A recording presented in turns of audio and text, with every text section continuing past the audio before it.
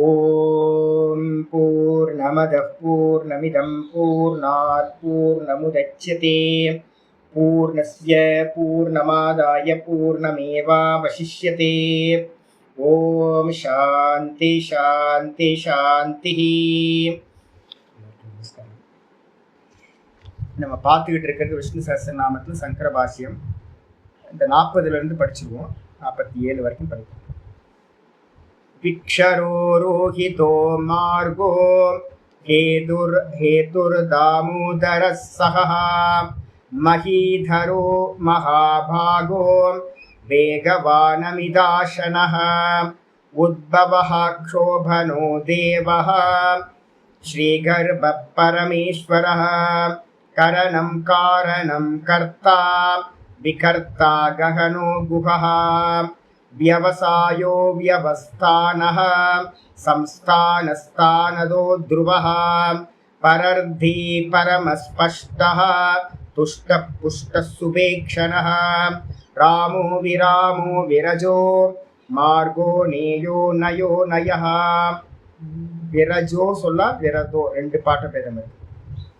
வீரசக்திமதாம் ஸ்ரேஷ்டோ தர்மோ தர்மவிதுத்தமः वैकुण्ठ पुरुष प्राणः प्राणदः प्रणवः पृथुः हिरण्यगर्भः शत्रुघ्नो व्याप्तो वायुरथोक्षजः ऋतुः सुदर्शनकालः परमेशी परिग्रहः उग्रः संवत्सरो दक्षो विश्रामो विश्वदक्षिणः विस्तारस्तावरस्तानुः प्रमाणं बीजमव्ययम् अर्थोऽनर्थो महाकोशो महाभोगो महाधनः अनिर्विन्नस्तविष्टोभोर्धर्मयूपो महामकः नक्षत्रनेमि नक्षत्री क्षमः क्षामः समीहनः.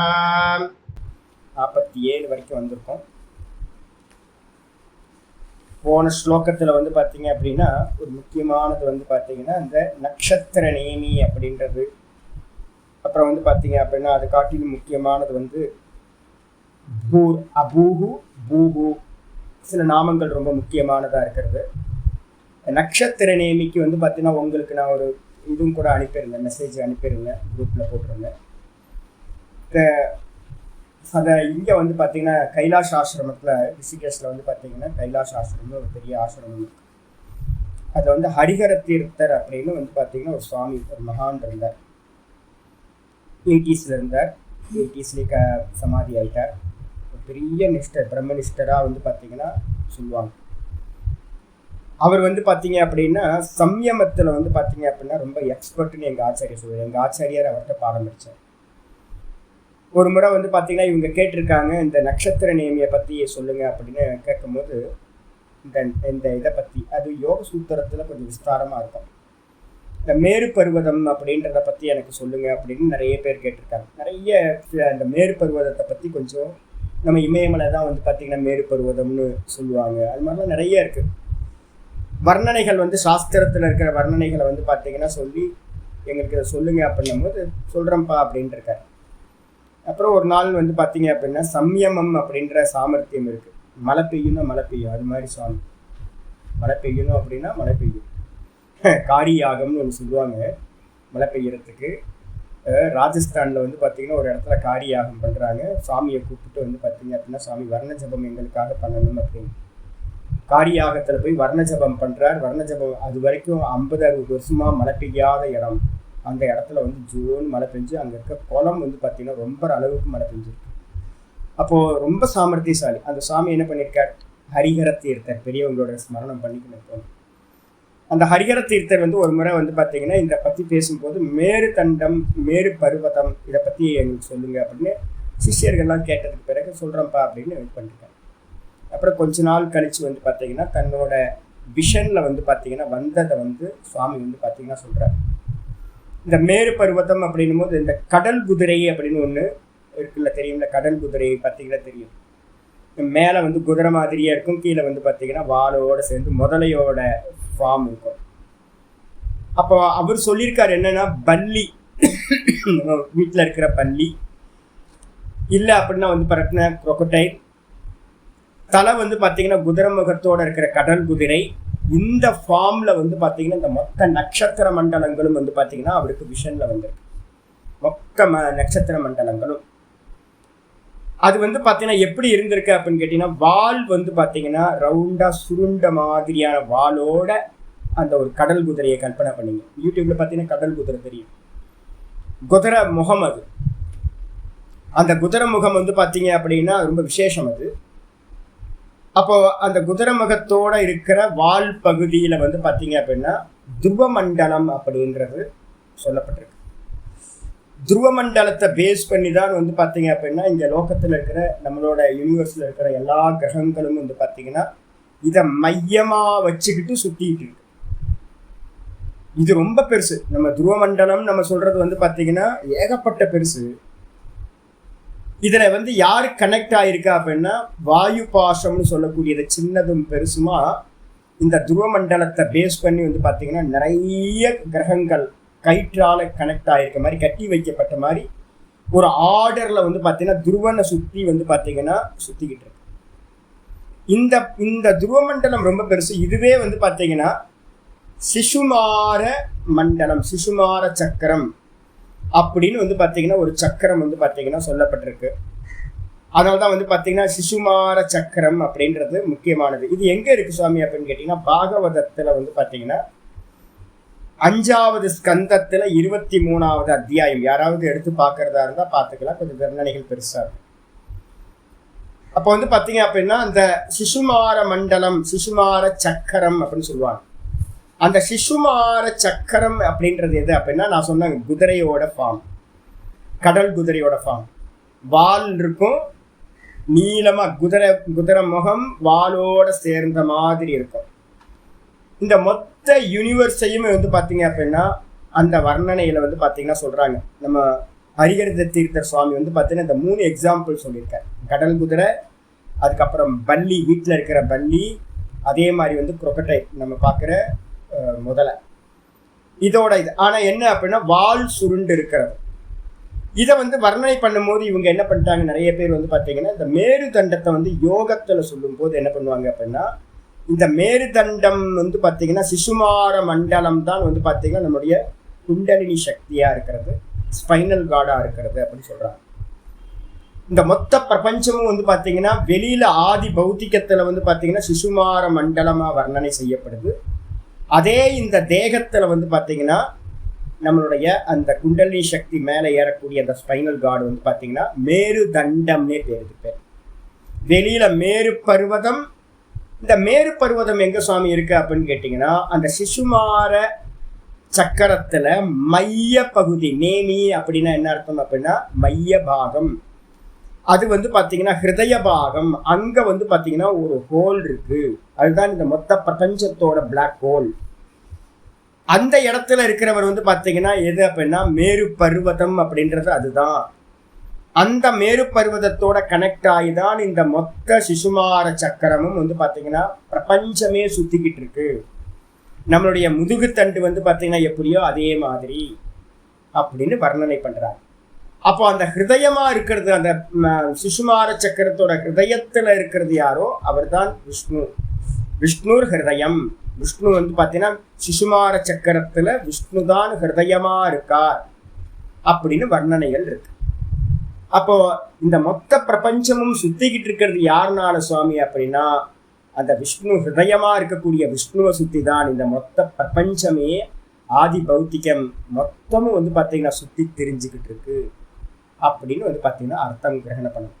அதோட கனெக்ட் ஆகி தான் வந்து பார்த்தீங்க அப்படின்னா வர்ணனைகள்லாம் இருக்கு. என்னன்னு கேட்டிங்கன்னா எல்லாம் கொடி கொடியா வந்து பார்த்தீங்கன்னா ஒரு கிரீப்பர்லேருந்து ஒரே ஒரு கிரீப்பர்லேருந்து நிறைய கொடி கொடியா போய் நிறைய செடிகள் வந்து கிளச்சி வரும்ல, அதே மாதிரி அந்த ஒரே ஒரு மேருதண்டத்திலிருந்து பகவான் தான் மேருதண்டமா இருக்கார், ஹப்பா இருக்கார்.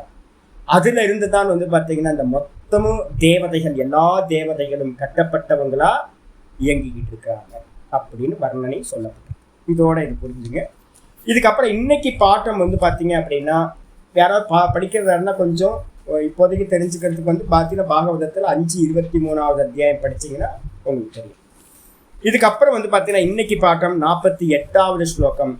சங்கர பாஷ்யத்தோட ஆர்டர்ல 61வது ஸ்லோகம் இருக்கு. யஜ்ஞயிஜ்யோ மகேஜ்யஸ்ச யஜ்ஞயிஜ்யோ மகேஜ்யஸ்ச க்ரதுசத்ரம் சதாங்கதிஹி க்ரதுசத்ரம் சதாங்கதிஹி சர்வதர்ஷே விமுக்தாத்மா சர்வதர்ஷே விமுக்தாத்மா சர்வஜ்ஞோ ஞானமுத்தமம். யஜ்ஞயிஜ்யோ மகேஜ்யஸ்ச க்ரதுசத்ரம் சதாங்கதிஹி சர்வதர்ஷி விமுக்தாத்மா சர்வஜ்ஞோ ஞானமுத்தமம். இந்த ஸ்லோகத்தில் வந்து பார்த்தீங்க அப்படின்னா மொத்தம் வந்து பார்த்தீங்கன்னா 10 நாமங்கள் பகவானுக்கு சொல்லப்பட்டிருக்கு. 10 நாமங்கள். யஜ்ஞா யஜ்ஞா அப்படின்னும் போது வந்து பார்த்தீங்கன்னா யஜ்ஞம் அப்படின்னாவே என்ன அர்த்தம் அப்படின்னு கேட்டிங்கன்னா ஸ்ரௌத்தம் ஸ்மார்த்தம் அப்படின்னு வந்து பார்த்தீங்கன்னா 2ஆக பிரிப்போம். இப்போ நம்ம கணபதி ஹோமம் இது மாதிரி ஹோமங்கள்லாம் பண்ணுறோமே, இதெல்லாம் பேர் வந்து பார்த்தீங்கன்னா ஸ்மார்த்த யஜ்ஞங்கள்னு பேர், ஹோமங்கள்னு பேர், இதுக்கெல்லாம் பேர். இதே வந்து பார்த்தீங்கன்னா ஸ்ரௌத்தத்தில் சொல்லக்கூடியது, ஸ்ருதியில் சொல்லப்பட்டது எல்லாத்துக்கும் பேர் வந்து பார்த்தீங்க அப்படின்னா ஸ்ரௌத்த யஜ்ஞங்கள்னு பேர்.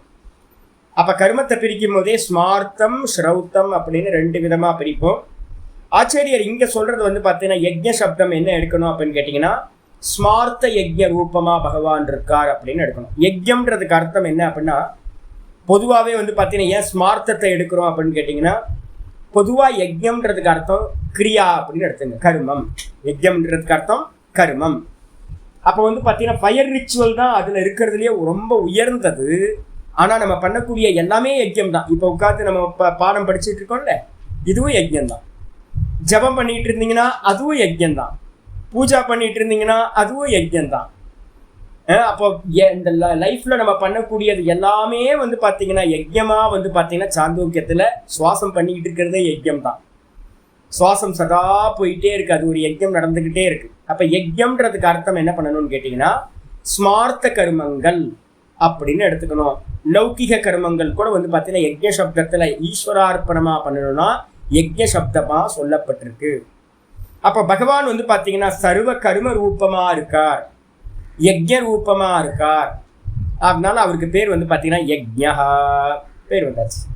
அதுக்கப்புறம் இஜ்யோ, அதனால தான் நம்ம எங்கள் ஆச்சாரியர்கள் சொல்லுவாங்க, என்ன சொல்லுவாங்க அப்படின்னு கேட்டிங்கன்னா நாமமும் ரூபமும் எப்படியோ அதே மாதிரி கர்மமும் கூட வந்து பார்த்தீங்கன்னா ஈஸ்வர ஸ்வரூபம்.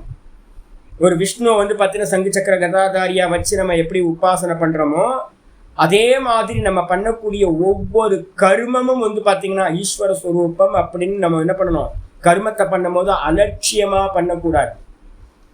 எங்கள் குருநாதர்கள் வந்து பார்த்தீங்கன்னா ஆச்சாரிய சுவாமியும் சரி என்னோட குருநாதரும் சரி ரொம்ப அவேர்னஸாக காரியம் பண்ணுவாங்க. ஒரு காரியம் பண்ணும்போது ஏனோதானன்னு ஒரு காரியத்தையும் பண்ணாதீங்க. ஏன் அப்படின்னா யஜ்ஞோவை விஷ்ணு, விஷ்ணு வந்து பார்த்தீங்கன்னா கர்மஸ்வரூபியாக இருக்கார் ஈஸ்வரன்.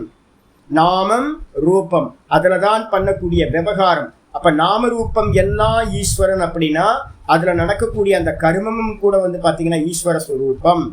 அப்போ எந்த காரியம் பண்ணினாலும் யஜ்ஞபாவத்தில் வந்து பார்த்தீங்கன்னா பண்ண வேண்டும். 3:19 வந்து பார்த்தீங்கன்னா பகவத்கீதையில் 3:19 சொல்லப்பட்டிருக்கு. இதுக்கு அடுத்தது வந்து பார்த்தீங்க அப்படின்னா இஜ்யோ. சரி, நம்ம கர்மா பண்ணுறோமே, அந்த கர்மாத்து மூலமாக வந்து பார்த்தீங்கன்னா யஜ்ஞம் பண்ணுறோமே, அந்த கர்மத்தினால யார் பூஜிக்கப்படுறவராக இருக்கார் அப்படின்னு கேட்டிங்கன்னா எந்த கர்மா பண்ணும்போதும் வந்து பார்த்தீங்கன்னா பூஜிக்கப்படுறவராக இருக்கிற அந்த கர்மத்து மூலமாக ஈஸ்வரன் இருக்கார்.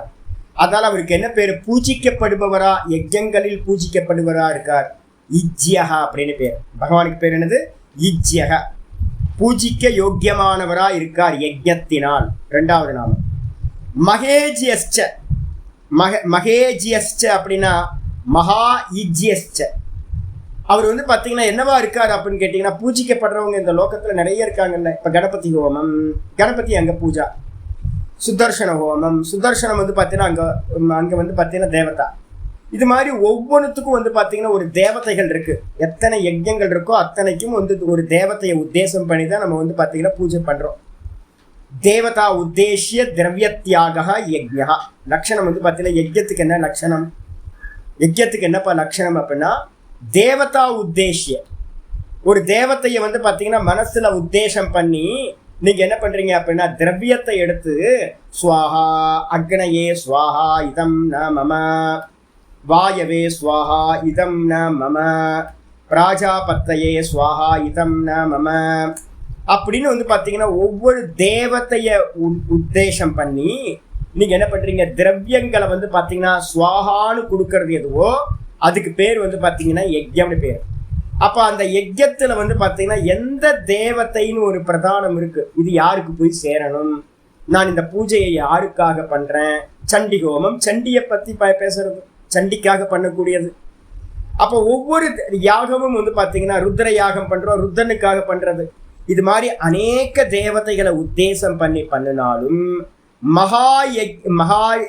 மகேஜ்யக அப்படின்னா என்ன அர்த்தம் அப்படின்னா மகேஜ்யஸ்ச இருக்கு, பிரிச்சோன்னா மகேஜ்ய பெரிய வந்து பார்த்தீங்கன்னா பூஜிக்க யஜ்யங்களில் பூஜிக்கப்படுபவர்களில் எல்லாம் உயர்ந்தவர் யாரு அப்படின்னா விஷ்ணு. அதனால பகவானுக்கு பேர் வந்து பார்த்தீங்கன்னா எல்லா யஜ்யங்களிலும் பூஜிக்கப்படுகின்றவர்களில் மிகவும் உயர்ந்தவராக இருப்பவர் மகேஜ்யஸ்ச அப்படின்னு பேர். கிரதுகு, கிரத்துனா என்ன சுவாமி அப்படின்னு கேட்டிங்கன்னா, இப்போ அது இந்த இதுக்கு முன்னாடி சேன்னு ஒரு சக்காரம் இருக்கு பார்த்தீங்களா, மகேஜ்யஸ்சன்னு ஏன் போடணும் அப்படின்னா யஜ்யமே பகவான் தான், அது மட்டும் இல்லாமல் தேவத்தை பகவான் தான், மந்திரம் வந்து பார்த்தீங்கன்னா பகவான் தான். நம்ம 9வது அத்தியாயத்தில் அகம் கிருத்துரகம் அப்படின்னு பார்த்துருக்கோம், ஸ்லோகம் பார்த்துருக்கோம், நான் படிச்சு காட்டுற பாஷ்யத்தில். அப்போ வந்து பார்த்தீங்க அப்படின்னா அவர் தான் மந்திரம், அவர் தான் தேவதா, எல்லா தேவத சுரூபமும் அவர் தான். ஆனால் பர்டிகுலராக நீங்கள் விஷ்ணுவை உத்தேசம் பண்ணீங்கன்னா அது மகேஜ்யஸ்ச, அவர் தான் வந்து பார்த்தீங்கன்னா பெரிய பூஜனீய வஸ்துவா ஆயிடுறார். இதுக்கப்புறம் கிரதுகுனா என்ன சுவாமி அப்படின்னா, இப்போ தான் நான் சொன்னேன், கிரதுன்றதுக்கு அர்த்தம் வந்து பார்த்தீங்கன்னா வைதிகம் தான் கிரது. ஸ்ரௌத்த கர்மாவுக்கு வந்து பார்த்தீங்கன்னா யூபஸ்தம்பம் நட்டு பண்ணக்கூடிய யஜ்ஞ காரியங்கள் எதெல்லாம் இருக்கோ அதுக்கு பேர் வந்து பார்த்தீங்கன்னா கிரதுகுன்னு பேர். இப்போ நீங்கள் கணபதி ஹோமம் பண்ணுறீங்க, சுதர்சன ஹோமம் பண்ணுறீங்க, ஸ்ரீசுக்த ஹோமம் பண்ணுறீங்க, நவகிரக ஹோமம் பண்ணுறீங்க, இது மாதிரி பண்ணும்போது வீட்டில் வந்து பார்த்தீங்கன்னா யூபஸ்தம்பம் நடனம் அப்படின்னா ஒன்று இல்லை. ஸ்தம்பம்னா வந்து கொடிமரம்லாம் நடனம் அப்படின்லாம் எதுவுமே இருக்காது. நீங்கள் ப்ரீஸ்ட் வருவார், நல்லா ஒரு 4 செங்கல் எடுத்து வைப்பார், நல்லா வந்து ஆதார பூமி இது பண்ணி அக்னி ஆதாரம் பண்ணி வைதிகமாவா இல்லை அக்னிமுகம்னு சொல்லுவாங்க, வைதிகமாக இருக்கும் இல்லை தாந்திரிகமாக இருக்கும், எடுத்து வச்சு வந்து பார்த்தீங்கன்னா எந்த மெத்தடில் பண்ண போகிறாங்களோ அந்த மெத்தடில் ஆகுதி கொடுத்துட்டு போயிடுவாங்க. யூபஸ்தம்பம் இருக்காது. அதே நேரத்தில் வந்து கிரதுன்னு சொல்லக்கூடிய எந்த யாகங்கள் சொல்லப்படுதோ அது என்னது, வைதிகம்னு என்ன சுவாமி அப்படின்னு கேட்டிங்கன்னா, வைதிகத்தில் யாகங்களுக்கு என்ன ஸ்ரௌத்த யஜ்யங்களுக்கும் ஸ்மார்த்தத்துக்கும் என்னத்துங்களா வித்தியாசம், லௌகாக்னிம் பிரதிஷ்டாபிய அப்படின்னு வந்து பார்த்தீங்கன்னா அந்த அக்னியை வந்து பார்த்தீங்க அப்படின்னா ஒரு கற்பூரத்தையோ இதையோ பற்ற வச்சு நம்ம என்ன பண்ணுவோம், பற்ற வச்சு ஒரு கணபதி ஹோமத்தை பண்ணிட்டு போயிடலாம். இது வந்து பார்த்தீங்கன்னா லௌகிகா அக்னி அப்படின்னு பேர், லௌகிகமாக பயன்படுத்துகிற அக்னியிலேருந்து பண்ணுறது. அதே நேரத்தில் வைதிக கர்மா எது பண்ணுறதா இருந்தாலும் அவங்க வந்து பார்த்தீங்கன்னா அக்னிஹோத்திரத்தில் இருக்கக்கூடிய அக்னி மட்டும்தான் நீங்கள் வந்து பார்த்தீங்கன்னா கொண்டுட்டு வந்து அதில் ஸ்தாபனம் பண்ணுவாங்க. அக்னிஹோத்திரம் எவ்வளோ நாள் போயிட்டு இருக்கோம், நித்தியம் வந்து பார்த்தீங்கன்னா நடந்துக்கிட்டே இருக்கிற வீடாக இருக்கணும். அப்போ அவங்கள்ட்ட இருந்து வந்து பார்த்தீங்கன்னா ஏன்பா நாங்கள் வந்து பார்த்தீங்கன்னா இது ஹோமம் யாகம் பண்ணுறோம், உங்க கொஞ்சம் அக்னியை கொடுங்க அப்படின்னு. நான் சொன்ன முசிறியிலேருந்து முன்னாடி என்ன பண்ணுவாங்க அப்படின்னா மத்திய பிரதேசத்தில் ஒரு யாகம் பண்ணுவார், ரொம்ப காஸ்ட்லியாக இருக்கும் யாகம்லாம், 5 கோடி ரூபா அது மாதிரி இருக்கும். இங்கேருந்து என்ன பண்ணுவாங்க அப்படின்னு கேட்டிங்கன்னா ஒரு டெம்போ ட்ராவலர் மாதிரி பெருசாக வந்து பார்த்தீங்கன்னா நித்திய அக்னிஹோத்திரம் பண்ணுற மாதிரி ஒரு செட்டப்பை மொபைல் ஒரு இதாக பஸ்ஸாகவே ஒன்று எடுத்துக்கிட்டு இவங்களை கூட்டிகிட்டு போவாங்க. நித்தியம் இவங்க வந்து காலையிலேயே சாயந்தரமும் வந்து பார்த்தீங்கன்னா ஆகுதிகளை கொடுத்து அந்த அக்னியை பராமரிச்சுக்கிட்டே போவாங்க. இங்கேருந்து மத்திய பிரதேசத்துக்கு போய் இந்தூருக்கு போய் அங்கே இந்தூரில் என்ன பண்ணுவாங்க அப்படின்னா இவரோட அக்னியை வந்து பார்த்தீங்கன்னா அக்னிஹோத்திரம் முடிச்சதுக்கு பிறகு அக்னியை எடுத்து ஒரு சின்ன கங்கு எடுத்து என்ன பண்ணுவாங்க இந்த யாகத்தில் வச்சு ஸ்தாபனம் பண்ணுவாங்க. அப்போ யாகங்கள் எல்லாத்துக்கும் வந்து பார்த்தீங்கன்னா பேஸாக இருக்கிறது அக்னிஹோத்திர அக்னி தான். அதுக்கு பேர் தான் வந்து பார்த்தீங்க அப்படின்னா ஸ்ரௌத்த அக்னி அப்படின்னு பேர். ஸ்மார்த்த அக்னின்றது உலகியலான அக்னி, அதே நேரத்தில் ஸ்ரௌத்த அக்னின்றது அக்னிஹோத்திர அக்னியிலிருந்து தான் பண்ணுவோம். இதான் வித்தியாசம், ஸ்மார்த்தம் ஸ்ரௌத்தம் அப்படின்றதுக்கு இதான் வித்தியாசம்.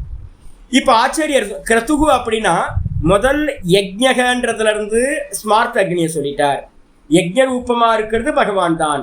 அதே நேரத்தில் ஸ்ரௌத்த அக்னியா இருக்கிற கிரதுன்றதுக்கு அர்த்தம் ஸ்ரௌத்த அக்னி யாகம், பசு யாகம், அதே நேரத்தில் ஸ்தம்பத்தை நட்டு வந்து பண்ணக்கூடியது. அந்த ரூபமாகவும் பகவான் தான் இருக்கின்றார் சொல்லியாச்சு. அதுக்கப்புறம் சத்திரம்.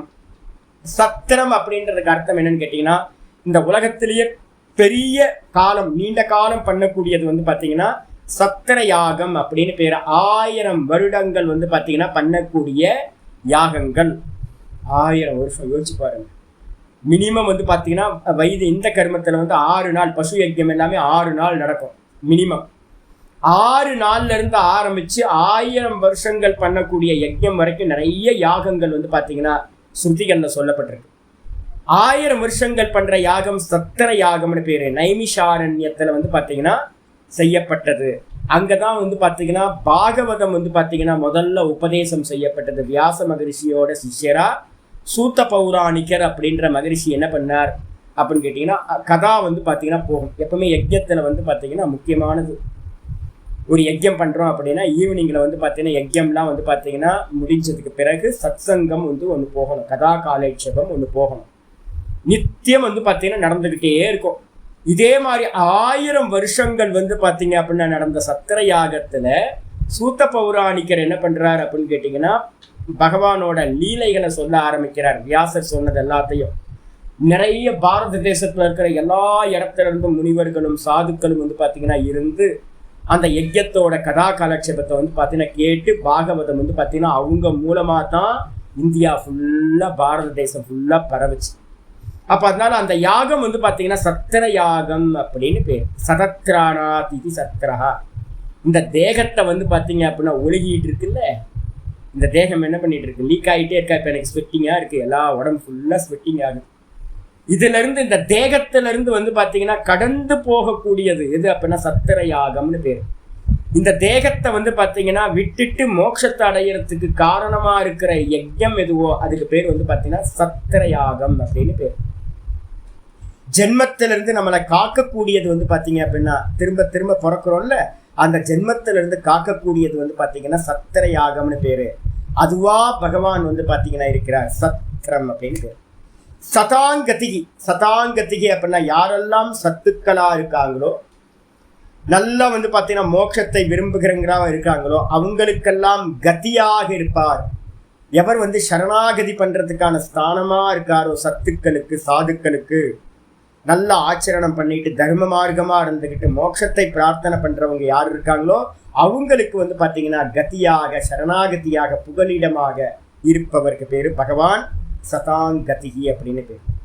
அதுக்கு அடுத்தது வந்து பார்த்தீங்கன்னா சர்வதர்ஷி அப்படின்னும் போது அந்த பகவான் எப்படிப்பட்டவரா இருக்கார் அப்படின்னா சர்வகசன் சர்வம் பஷ்யதி. அவர் வந்து பார்த்தீங்கன்னா பகவான் என்னவா இருக்கார், எங்கேயோ ஒரு இடத்துல இல்லை, எங்க இருக்கார், எல்லாத்தோட ஹிருதயத்திலையும் இருந்துகிட்டு அவர்தான் எறும்பா இருக்கார், அவர்தான் பிரம்மாவா இருக்கார்.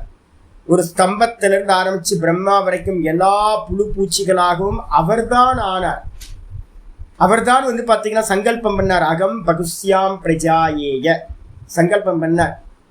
நான் தான் எல்லாமாக ஆவேன் அப்படின்னு வந்து பார்த்தீங்கன்னா சங்கல்பம் பண்ணிட்டு என்ன பண்ணார் அப்படின்னு கேட்டீங்கன்னா சர்வம் அஸ்திரிஜத்தை, இந்த எல்லாத்தையும் வந்து பார்த்தீங்கன்னா கிரியேட் பண்ணார்.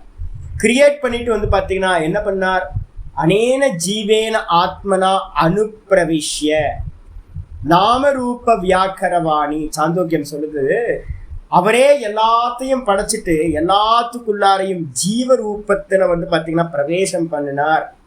எறும்பு சரீரத்தை படைச்சு எறும்பா உள்ள புகுந்தார். பிரம்மா சரீரத்தை படைச்சு பிரம்மாவா உள்ள புகுந்தார். ராட்சச சரீரத்தை படைச்சு ராட்சசனா உள்ள புகுந்தார். தேவ சரீரத்தை படைச்சு தேவனா உள்ள புகுந்தார். மனுஷ சரீரத்தை படைச்சு மனுஷனா உள்ள புகுந்திருக்கார். அப்ப ஜீவபாவத்துல யார் இருக்கா அப்படின்னு கேட்டீங்கன்னா அந்த ஈஸ்வரன் தான் இருக்கார். அப்ப அவர் எல்லாமா ஆகி எல்லாத்தையும் பார்க்கிறார். அப்ப எங்கேயோ இருந்து பார்க்கல, எல்லாத்தோட ஹிருதயத்திலையும் இருந்துகிட்டு அவர் என்ன பண்றார், சர்வத்தையும் பார்க்கிறார். சர்வகசன் சர்வம் பஷ்யதி, எல்லாமாக இருந்து கொண்டு எல்லாத்தையும் பார்க்கின்றார் பகவான். அதனால அவருக்கு பேர் சர்வதர்சி, அனைத்தையும் அறிபவர், பார்ப்பவர். அதுக்கப்புறம் விமுக்தாத்மா. சரி, அவர் எல்லாத்தோட ஹிருதயத்திலையும் வந்துட்டாரோ, நம்மள மாதிரி பந்தம் ஆயிட்டாரா சுவாமி, சம்சாரியா சுவாமி, யாருக்கா கேள்வி வரும் இல்ல, உள்ள புகுந்துட்டார் அப்படின்னா இப்போ உள்ள எனக்குள்ளார அவர் தான் இருக்காருன்னா நான் எப்படி சம்சாரியா பந்தப்பட்டிருக்கணும் அவரும் வந்து பார்த்தீங்கன்னா சம்சாரியா சுவாமி உள்ள வந்துட்டாருல, எல்லா ஜீவராசிகளுக்குள்ளாரையும் அவர் தான் இருக்கார் அப்படின்னா நம்ம படுற கஷ்டங்கள் எல்லாம் பகவான் தான் படுறாரா அப்படின்னு கேட்டீங்கன்னா இல்லப்பா, விமுக்தாத்மா. அவர் எப்படி இருக்காரு அப்படின்னு கேட்டீங்கன்னா வரப்போகுது, பின்னாடி வரப்போகுது. 2 கிளிகள் உள்ளதை சொன்னல முண்டக்கோப்பனிஷத்துல, துவா சுபர்ணா சயுஜா சகாயா. இந்த தேகத்துல ஒருத்தர் மட்டும் இல்ல, 2 பேர் இருக்காங்க. ஒரு கிளி வந்து பார்த்தீங்கன்னா ஜீவன் அப்படின்ற ரிஃப்ளெக்ஷன் என்ன பண்ணுது, கர்ம பலன்களை எல்லாத்தையும் போகம் பண்ணிக்கிட்டு இருக்கு, இந்த தேகாதிகளோட அபிமானம் வச்சுக்கிட்டு. இது கூடயே இன்னொரு கிளி இருக்கு. என்ன கிளி அப்படின்னு கேட்டீங்கன்னா அது எந்த கர்ம பலன்களையும் ஸ்வீகாரம் பண்ணாம அபிச்சாகஷீதி, வெறும் பார்த்துக்கிட்டு மட்டும் இருக்கான். இந்த இன்னொரு கிளி இந்த பிரதிபிம்ப சைத்தன்யம் படுற அவஸ்தைகளை எல்லாத்தையும், சுகதுக்கங்களை எல்லாத்தையும் வந்து பார்த்தீங்கன்னா இது படுற அவஸ்தைகளை எல்லாத்தையும் ஒரு கிளி, ஈஸ்வரன் சொல்லக்கூடிய இன்னொரு கிளி பார்த்துக்கிட்டே இருக்கு, சதா பார்த்துக்கிட்டு இருக்கு. அது இந்த கர்ம பலன்களை எதையுமே போகம் பண்ணுவதில்லை, சாட்சியா இருக்கிறது. அப்ப பகவான் வந்து பாத்தீங்கன்னா உள்ள இருந்தாலும் கூட வந்து பாத்தீங்கன்னா இந்த எதோடையும் வந்து பாத்தீங்கன்னா சங்கம் இல்லாம அசங்கமா இருக்கார். அதனால அவர் என்னவா இருக்காருன்னா விமுக்தாத்மா. சரீரங்களுக்குள்ளார எல்லா சரீரத்தில் இருந்தாலும் கூட அவர் விடுதலை அடைந்தவரா, நித்திய முக்தராவே சதா இருக்கின்றார். ஆனா ஜீவன் வந்து பாத்தீங்க அப்படின்னா பந்தப்பட்டிருக்கான், உபாதியோட வந்து பாத்தீங்கன்னா பந்தப்பட்டிருக்கான். பகவான் எந்த உபாதியோடையும் டச் இல்லாம இருக்கார், அசங்கமா இருக்கார். அதனால அவர் விமுக்தாத்மா இருக்கு. அதுக்கப்புறம் சர்வஜ்ஞக அப்படின்னா என்ன அர்த்தம்? சர்வஜ்ஞகன்றது வந்து பாத்தீங்கன்னா சர்வஜ்ஞக சர்வவித், எஸ்ய ஞானமயம் தபக. முண்டக்கோபனிஷத்துல வந்து பாத்தீங்கன்னா முக்கியமான ஒரு மந்திரம் இருக்கு. சர்வவித்துன்னு ஒண்ணு சொல்லுவோம், சர்வஜ்ஞன் அப்படின்னு ஒண்ணு சொல்லுவோம். சர்வவித்துனா என்ன அர்த்தம்? முதல்ல பார்த்தது சர்வதர்ஷிக்கு பார்த்தோம் பாத்தீங்களா. சர்வதர்ஷியில என்ன போட்டுக்கணும் அப்படின்னு கேட்டீங்கன்னா, அதனால்தான் நம்ம சொல்லும் போதே மந்திரம் சொல்லும் போதே சொன்னேன்,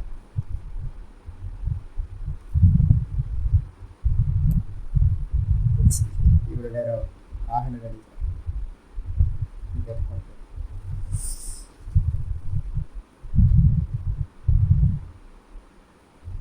அப்போ முதல்ல சர்வதர்ஷிக்கு என்ன எடுக்கணும் அப்படின்னு கேட்டீங்கன்னா 2 அர்த்தம் போட்டுக்கணும். சர்வவித்து சர்வஜன் ரெண்டுத்துக்கு அர்த்தம் இருக்கு. என்னன்னு கேட்டீங்கன்னா நான் சொல்லும் போது எக்ஸாம்பிள் சொல்லும் போது என்ன சொன்னேன், சர்வகசன் சர்வம் பஷ்யது. எல்லாமா இருந்துகிட்டு எல்லாத்தையும் பார்க்கிறார், எல்லாமா இருந்துகிட்டு எல்லாத்தையும் பார்க்கிறார். அப்போ வந்து பாத்தீங்க அப்படின்னா அவர் எல்லாமா இருந்துகிட்டு எல்லாத்தையும் பார்க்கறதுனால அவருக்கு தெரியாததுன்னு ஒண்ணு இந்த உலகத்துல ஒண்ணுமே இல்லை. சர்வவித்துன்றதுக்கு அர்த்தம் என்னன்னு கேட்டீங்கன்னா சர்வம் விசேஷ ரூபேன ஜானாதி இது சர்வவித்துன்னு பேர். எல்லாத்தையும் பார்க்கிறார். எறும்புக்கு வந்து பார்த்தீங்கன்னா எறும்பு கூட்டுக்குள்ளார இருந்துக்கிட்டு எறும்பா இருந்துக்கிட்டு அதுக்குள்ளார இருக்கிறதையும் பார்ப்பார். எறும்புக்கு சின்னதா இருக்கிற ஜீவராசியா இருந்துக்கிட்டு அதுல இருக்கிறதையும் பார்ப்பார். பெருசா பிரம்மாவா இருந்துக்கிட்டு பெரிய அளவுலையும் பார்ப்பார். அப்ப அவருக்கு வந்து பாத்தீங்கன்னா எல்லாமா இருந்துக்கிட்டு பார்க்கறதுனால அவருக்கு தெரியாததுன்னு ஏதாவது இருக்குமான்னு கேட்டீங்கன்னா தெரியாததுன்னு ஒண்ணுமே இருக்காது. அதுக்கு என்ன பேரு அப்படின்னு கேட்டீங்கன்னா, ஒரு எறும்புக்கு ஒரு கால் உடஞ்சி போச்சு, நமக்கு வந்து பார்த்தீங்கன்னா தெரியுமானா தெரியாது. ஐயோ எறும்புக்கு ஒரு கால் இல்லையே அப்படின்னு நமக்கு ரொம்ப ஒரு இதை வந்து மைக்ரோஸ்கோப் வச்சு பார்க்குறோம்னு வச்சோம். ஐயோ இந்த இதுக்கு வந்து பார்த்தீங்கன்னா இதாக இருக்கேன், பூத்த கண்ணாடி வச்சு பார்க்கணும். ஆனால் இவருக்கு வந்து பார்த்தீங்கன்னா ஈஸ்வரனுக்கு எப்படி தெரியும்னா அந்த ஒரு கால் ஏன் உடஞ்சுது, அதோட பழைய பிறவிகள்லாம் என்ன, இனி வரக்கூடிய பிறவிகள்லாம் என்ன அப்படின்னு முழுசா அவருக்கு வந்து பார்த்தீங்கன்னா தெரியும். அப்ப என்னன்னா விசேஷ ரூபத்துல பர்டிகுலரா ஒவ்வொரு விஷயத்தையும் அறிதலுக்கு பேரு சர்வ வித்துன்னு பேர். இதை நம்ம ஆக முடியுமா அப்படின்னு கேட்டீங்கன்னா நம்ம ஆக முடியாது சார். ஏன் அப்படின்னா நம்ம உபாதி வந்து பாத்தீங்கன்னா அவித்யா உபாதி, அவரோட உபாதி வந்து பாத்தீங்கன்னா மாயா உபாதி. மாயா உபாதியோடு கூடியிருக்கிற ஈஸ்வரன் சர்வதர்ஷியா சர்வ வித்தா இருப்பார். அப்ப நீங்களும் நானும் ஞானத்தை அடையணும் அப்படின்னா நம்ம என்ன ஆக முடியும் அப்படின்னா சர்வம் பிரம்மமயம் அப்படின்ற ஞானத்தை தான் நம்ம அடைய முடியும். விசேஷமான அறிவு உண்டாகாது. இந்த லோகம் மொத்தமும் பிரம்மமா இருக்கு அப்படின்ற அறிவு உண்டாகும். அதுக்கு என்ன பேரு அப்படின்னா சர்வஜ்ஞகான்னு பேர். சர்வவித்தையும் சர்வஜ்ஞரையும் கன்ஃபியூஸ் பண்ணிக்காதீங்க. ஏன் அப்படின்னு கேட்டீங்கன்னா நமக்கு நிறைய பேருக்கு என்ன இருக்கு அப்படின்னா, ஞானிக்கு வந்து பார்த்தீங்கன்னா எல்லாம் தெரியும் அப்படின்னு நம்ம சொல்லுவோம் பார்த்தீங்களா, அதெல்லாம் இல்லை, அந்த ஒரு புண்ணாக்கும் இல்லை. ஞானிக்கு வந்து பார்த்தீங்கன்னா இந்த விசேஷ அறிவு எல்லாத்த பற்றியும் இருக்கணுன்ற எந்த ஒரு சம்பந்தமும் இல்லை. நிறைய பேர் நம்ம என்ன பண்ணுறோம், சித்திகள் பின்னாடியே போயாச்சு. மகாபெரியவரை பற்றி பார்த்தீங்க அப்படின்னா ஏகப்பட்ட கதைகள் வந்துக்கிட்டே இருக்கு, ஏகப்பட்ட விஷயம். அவருக்கு தெரிஞ்சா அவர் பாவம் ரொம்ப கஷ்டப்பட்டுருவார். ஏன் அப்படின்னு கேட்டிங்கன்னா எல்லாம் இப்போ வந்து கதை ஸ்டோரியாக பண்ணிக்கிட்டு இருக்காங்க. இல்லை இல்லை, எல்லாருமே தெரிஞ்சிருக்கணும் அப்படின்னா அந்த உபாதி வந்து என்ன உபாதியாக இருக்கணும், மாயா உபாதியாக இருக்கணும். ஆனால் ஜீவனுக்கு என்ன உபாதி, அவித்யா உபாதி. இந்த புத்திக்குன்னு சில லிமிட்டேஷன் இருக்கு, பகவானோட புத்திக்கு லிமிட்டேஷன் இல்லை. இதுதான் வித்தியாசம். அப்போ ஞானி புருஷர்கள்ட்ட வந்து பார்த்தீங்கன்னா எங்கேயாவது நீங்கள் சித்திகள் ஏதாவது பார்க்குறீங்க அப்படின்னா அந்த சித்திகள் என்ன அப்படின்னு கேட்டிங்கன்னா முந்தின ஜென்மத்தில் வந்து பார்த்தீங்கன்னா எதையாவது உத்தேசம் பண்ணி மந்திர ஜபங்களையோ இல்லை யோகங்களையோ அபியாசம் பண்ணியிருப்பாங்க. இப்போ நம்ம வந்து பார்த்தீங்கன்னா யோக சாஸ்திரத்தில் விபூதி பாதம் ஆரம்பிக்க போகிறோம். விபூதி பாதத்தில் வந்து பார்த்தீங்கன்னா நிறைய அனுஷ்டானங்கள், ஒவ்வொரு சித்திக்கு என்னென்னலாம் பண்ணணும் அப்படின்றது. ஒன்று பண்ணால் சம்யமம் பண்ணால் எதில் சம்யமம் பண்ணால் என்னென்ன லாபம் கிடைக்கும் அப்படின்னு இருக்கு. நான் இப்போ ஆரம்பிக்கும் போதே என்ன சொன்னேன், ஹரிகர தீர்த்த சுவாமியை பற்றி பார்த்தேன்ல. ஹரிகர தீர்த்த சுவாமி வந்து பார்த்தீங்கன்னா வர்ணஜபத்தை வந்து பார்த்தீங்கன்னா நல்லா அனுஷ்டானம் பண்ணவர். எங்கே வேணுனாலும் வந்து பார்த்தீங்கன்னா வர்ணஜபம் பண்ணால் வந்து பார்த்தீங்கன்னா மழை பெய்கிற சாமர்த்தியம் வந்து பார்த்தீங்கன்னா இருந்திருக்கு. அப்போ இது மாதிரி வந்து பார்த்தீங்கன்னா ஒவ்வொரு ஜபத்தையோ இல்லை ஏதாவது ஒரு காரியத்தை சித்தப்படுத்துறதுக்காக நிறைய சாதனைகள் பண்ணியிருப்பாங்க. ஒரு காலத்தில் என்ன ஆயிருக்கும் அப்படின்னா ஒரு குருநாதர் கிடச்சிப்பார். வாப்பா இங்கே அப்படின்னு கூப்பிட்டு, என்ன பண்ண நீ இது வரைக்கும் வந்து பார்த்தீங்கன்னா தபஸ் அது இதுன்னு ஒத்த காலில் நிற்கிறது, அக்னியில் நிற்கிறது, இது மாதிரி நிறைய விரதங்கள், தபஸ், மந்திர ஜபம் இதெல்லாம் பண்ணிக்கிட்டு இருக்கியே, என்ன கண்ட அப்படின்னு குருநாதர் கேட்பார். நான் வந்து பார்த்தீங்கன்னா தண்ணியில் நடப்பேன், ஆகாசத்தில் பறப்பேன், இன்னொருத்தர் மனசில் இருக்கிறதெல்லாம் எனக்கு தெரியும், காலத்தை கடந்து முன்னாடி பின்னாடி தான் பார்க்க முடியும். உடனே குருநாதர் சொல்லுவார், என்ன சொல்லுவார், நான் முட்டாளு, இதெல்லாம் தெரிஞ்சு என்ன ஆக போகுது உனக்கு, ஒன்றை தெரிஞ்சுக்கிட்டியா அப்படின்னு கேட்டேன். இல்லையே சுவாமி. அப்போ ஒன்றை தெரியலல்ல, வா அப்படின்னு வந்து பார்த்தீங்கன்னா குருநாதர் கூப்பிட்டு அவருக்கு ஒரு ஆத்ம ஞானத்தை கொடுக்குறாருன்னு வச்சுங்க. இதெல்லாம் போய் ஆத்ம ஞானத்தை கொடுக்குறாருன்னு வச்சுங்க. அப்போ அவருக்கு என்ன ஆகுனா ஆத்ம ஞானமும் இருக்கும், கூடவே இந்த ஞானத்துக்கு முன்னாடி இருக்கிற அந்த அனுஷ்டானங்கள் நிறைய உத்தேசம் பண்ணியிருப்பார்ல, மந்திர ஜபங்கள்லேருந்து பூஜைகள்லேருந்து யோக அபியாசத்துலேருந்து எதெல்லாம் பண்ணியிருக்காரோ அதுவும் கூட இருக்கும். அப்போ அது ஆனால் அவருக்கு வந்து பார்த்தீங்கன்னா ஞானம் வந்ததுனால அவருக்கு அதில் வந்து பார்த்தீங்கன்னா ஒரு தாத்பரியம் இருக்காது அவர். அப்போ என்ன பண்ணுவார், ஞானியாகவும் இருப்பார். அவர் பேசுனா ஏதாவது பண்ணால் அவருக்கு வந்து பார்த்தீங்கன்னா அந்த முன்னாடி பண்ண அதோட கர்மத்தோட இது வந்து பார்த்தீங்கன்னா அங்கங்கே தெரியும், வெளிப்படும் போது நம்ம என்ன பண்ணுறோம், அவர் பெரிய சித்த புருஷர், அவர் ஞானி அப்படின்றோம். ஆனால் ஞானிகிட்ட வந்து பார்த்தீங்கன்னா இந்த சித்திகள் இருக்கணுன்ற அவசியம் இல்லை. இப்போ ஒருத்தர் வர பாடம் படிக்க வர ஆரம்பத்திலேயே, நாங்கள் ஆரம்பத்திலேயே வந்து பார்த்தீங்க அப்படின்னா சில இதெல்லாம் பண்ணாதீங்கன்னு சொல்லுவோம். இப்போ வந்து பார்த்தீங்கன்னா ஸ்ரீவித்யாவை வந்து பார்த்தீங்கன்னா சன்னியாசி ஆயிட்டீங்க அப்படின்னா நாங்கள் நிச்சயமாக சொல்லுவோம், ஸ்ரீவித்யாவை தொடாதீங்க. என்ன பண்ணுவோம் அப்படின்னு கேட்டிங்கன்னா, ஏன் பண்ணக்கூடாது அப்படின்னு கேட்டிங்கன்னா, எங்கள் ஆச்சாரியர்கள்லாம் ஸ்ரீவித்யா, என்னோட குருநாதர் வந்து ஸ்ரீவித்யா படித்தவர், எல்லாமே பண்ணவங்க, நிறைய பேருக்கு தீட்சை கொடுக்குறவங்க. ஆனால் வந்து பார்த்தீங்கன்னா என்கிட்ட என்ன சொன்னோம்னா, சுவாமி ஸ்ரீவித்யா எடுத்துக்கணுமா அப்படின்னு நான் என்னோட குருநாதர்கிட்ட கேட்கும்போது, சன்னியாசம் எடுத்துகிட்டு உனக்கு தேவையில்லை, ஓங்காரம் போதும் அப்படின்ட்டு. ஏன் சுவாமி நீங்கள் வந்து நிறைய பேருக்கு வந்து ஸ்ரீவித்யாலாம் எடுத்து கொடுக்குறீங்கல்ல, யாருக்கு வந்து பார்த்தீங்கன்னா ஸ்ரீவித்யா அப்படின்னா யாருக்கு வெல்த் வேணுமோ, ப்ரொடெக்ஷன் வேணுமோ அவங்களுக்கு ஸ்ரீவித்யா, ஐஸ்வர்யமும் ப்ரொடெக்ஷனும் வேணும்ன்றவங்களுக்கு வந்து பார்த்தீங்கன்னா ஸ்ரீவித்யா. அப்போ முதல்ல சர்வதர்ஷிக்கு என்ன எடுக்கணும் அப்படின்னு கேட்டிங்கன்னா ரெண்டு அர்த்தம் போட்டுக்கணும். சர்வவித்து சர்வஜன் ரெண்டுத்துக்கு அர்த்தம் இருக்கு. என்னன்னு கேட்டிங்கன்னா, நான் சொல்லும் போது எக்ஸாம்பிள் சொல்லும் போது என்ன சொன்னேன், சர்வகசன் சர்வம் பஷ்யன், எல்லாமா இருந்துக்கிட்டு எல்லாத்தையும் பார்க்குறார், எல்லாமா இருந்துக்கிட்டு எல்லாத்தையும் பார்க்குறார். அப்போ வந்து பார்த்தீங்க அப்படின்னா அவர் எல்லாமா இருந்துக்கிட்டு எல்லாத்தையும் பார்க்கறதுனால அவருக்கு தெரியாததுன்னு ஒன்று இந்த உலகத்தில் ஒன்றுமே இல்லை. சர்வவித்துன்றதுக்கு அர்த்தம் என்னன்னு கேட்டீங்கன்னா, சர்வம் விசேஷ ரூபேன ஜானாதி இது சர்வவித்துன்னு பேர். எல்லாத்தையும் பார்க்குறாரு. எறும்புக்கு வந்து பார்த்தீங்கன்னா எறும்பு கூட்டுக்குள்ளார இருந்துக்கிட்டு அதுக்குள்ளார இருக்கிறதையும் பார்ப்பார். எறும்புக்கு சின்னதாக இருக்கிற ஜீவராசியாக இருந்துக்கிட்டு அதில் இருக்கிறதையும் பார்ப்பார். பெருசாக பிரம்மாவாக இருந்துக்கிட்டு பெரிய அளவுலையும் பார்ப்பார். அப்போ அவருக்கு வந்து பார்த்தீங்கன்னா எல்லாமா இருந்துக்கிட்டு பார்க்கறதுனால அவருக்கு தெரியாததுன்னு ஏதாவது இருக்குமான்னு கேட்டிங்கன்னா, தெரியாததுன்னு ஒன்றுமே இருக்காது. அதுக்கு என்ன பேர் அப்படின்னு கேட்டிங்கன்னா, ஒரு எறும்புக்கு ஒரு கால் உடஞ்சி போச்சு, நமக்கு வந்து பார்த்தீங்கன்னா தெரியுமா தெரியாது, ஐயோ எறும்புக்கு ஒரு கால் இல்லையே அப்படின்னு நமக்கு ரொம்ப ஒரு இதை வந்து மைக்ரோஸ்கோப் வச்சு பார்க்குறோம்னு வச்சுக்கோங்க, ஐயோ இந்த இதுக்கு வந்து பார்த்தீங்கன்னா இதாக இருக்குது, பூத்த கண்ணாடி வச்சு பார்க்குறோம். ஆனால் இவருக்கு வந்து பார்த்தீங்கன்னா ஈஸ்வரனுக்கு எப்படி தெரியும்னா அந்த ஒரு கால் ஏன் உடஞ்சுது, அதோட பழைய பிறவிகள்லாம் என்ன, இனி வரக்கூடிய பிறவிகள்லாம் என்ன அப்படின்னு முழுஷா அவருக்கு வந்து பார்த்தீங்கன்னா தெரியும். அப்ப என்னன்னா விசேஷ ரூபத்துல பர்டிகுலரா ஒவ்வொரு விஷயத்தையும் அறிதலுக்கு பேரு சர்வ வித்துன்னு பேர். இதை நம்ம ஆக முடியுமா அப்படின்னு கேட்டீங்கன்னா நம்ம ஆக முடியாது சார். ஏன் அப்படின்னா நம்ம உபாதி வந்து பாத்தீங்கன்னா அவித்யா உபாதி, அவரோட உபாதி வந்து பாத்தீங்கன்னா மாயா உபாதி. மாயா உபாதியோடு கூடியிருக்கிற ஈஸ்வரன் சர்வதர்ஷியா சர்வ வித்தா இருப்பார். அப்ப நீங்களும் நானும் ஞானத்தை அடையணும் அப்படின்னா நம்ம என்ன ஆக முடியும் அப்படின்னா சர்வம் பிரம்மமயம் அப்படின்ற ஞானத்தை தான் நம்ம அடைய முடியும். விசேஷமான அறிவு உண்டாகாது. இந்த லோகம் மொத்தமும் பிரம்மமாயிருக்கு அப்படின்ற அறிவு உண்டாகும். அதுக்கு என்ன பேரு அப்படின்னா சர்வஜ்ஞகான்னு பேர். சர்வ வித்தையும் சர்வஜரையும் கன்ஃபியூஸ் பண்ணிக்காதீங்க. ஏன் அப்படின்னு கேட்டீங்கன்னா நமக்கு நிறைய பேருக்கு என்ன இருக்கு அப்படின்னா ஞானிக்கு வந்து பார்த்தீங்கன்னா எல்லாம் தெரியும் அப்படின்னு நம்ம சொல்லுவோம் பார்த்தீங்களா, அதெல்லாம் இல்லை, அந்த ஒரு புண்ணாக்கும் இல்லை. ஞானிக்கு வந்து பார்த்தீங்கன்னா இந்த விசேஷ அறிவு எல்லாத்த பற்றியும் இருக்கணும்ன்ற எந்த ஒரு சம்பந்தமும் இல்லை. நிறைய பேர் நம்ம என்ன பண்ணுறோம், சித்திகள் பின்னாடியே போயாச்சு. மகாபெரியவரை பற்றி பார்த்தீங்க அப்படின்னா ஏகப்பட்ட கதைகள் வந்துக்கிட்டே இருக்கு, ஏகப்பட்ட விஷயம். அவருக்கு தெரிஞ்சா அவர் பாவம் ரொம்ப கஷ்டப்பட்டுருவார். ஏன் அப்படின்னு கேட்டிங்கன்னா எல்லாம் இப்போ வந்து கதை ஸ்டோரியாக பண்ணிக்கிட்டு இருக்காங்க. இல்லை இல்லை, எல்லாருமே தெரிஞ்சிருக்கணும் அப்படின்னா அந்த உபாதி வந்து என்ன உபாதியா இருக்கணும், மாயா உபாதியா இருக்கணும். ஆனா ஜீவனுக்கு என்ன உபாதி, அவித்யா உபாதி.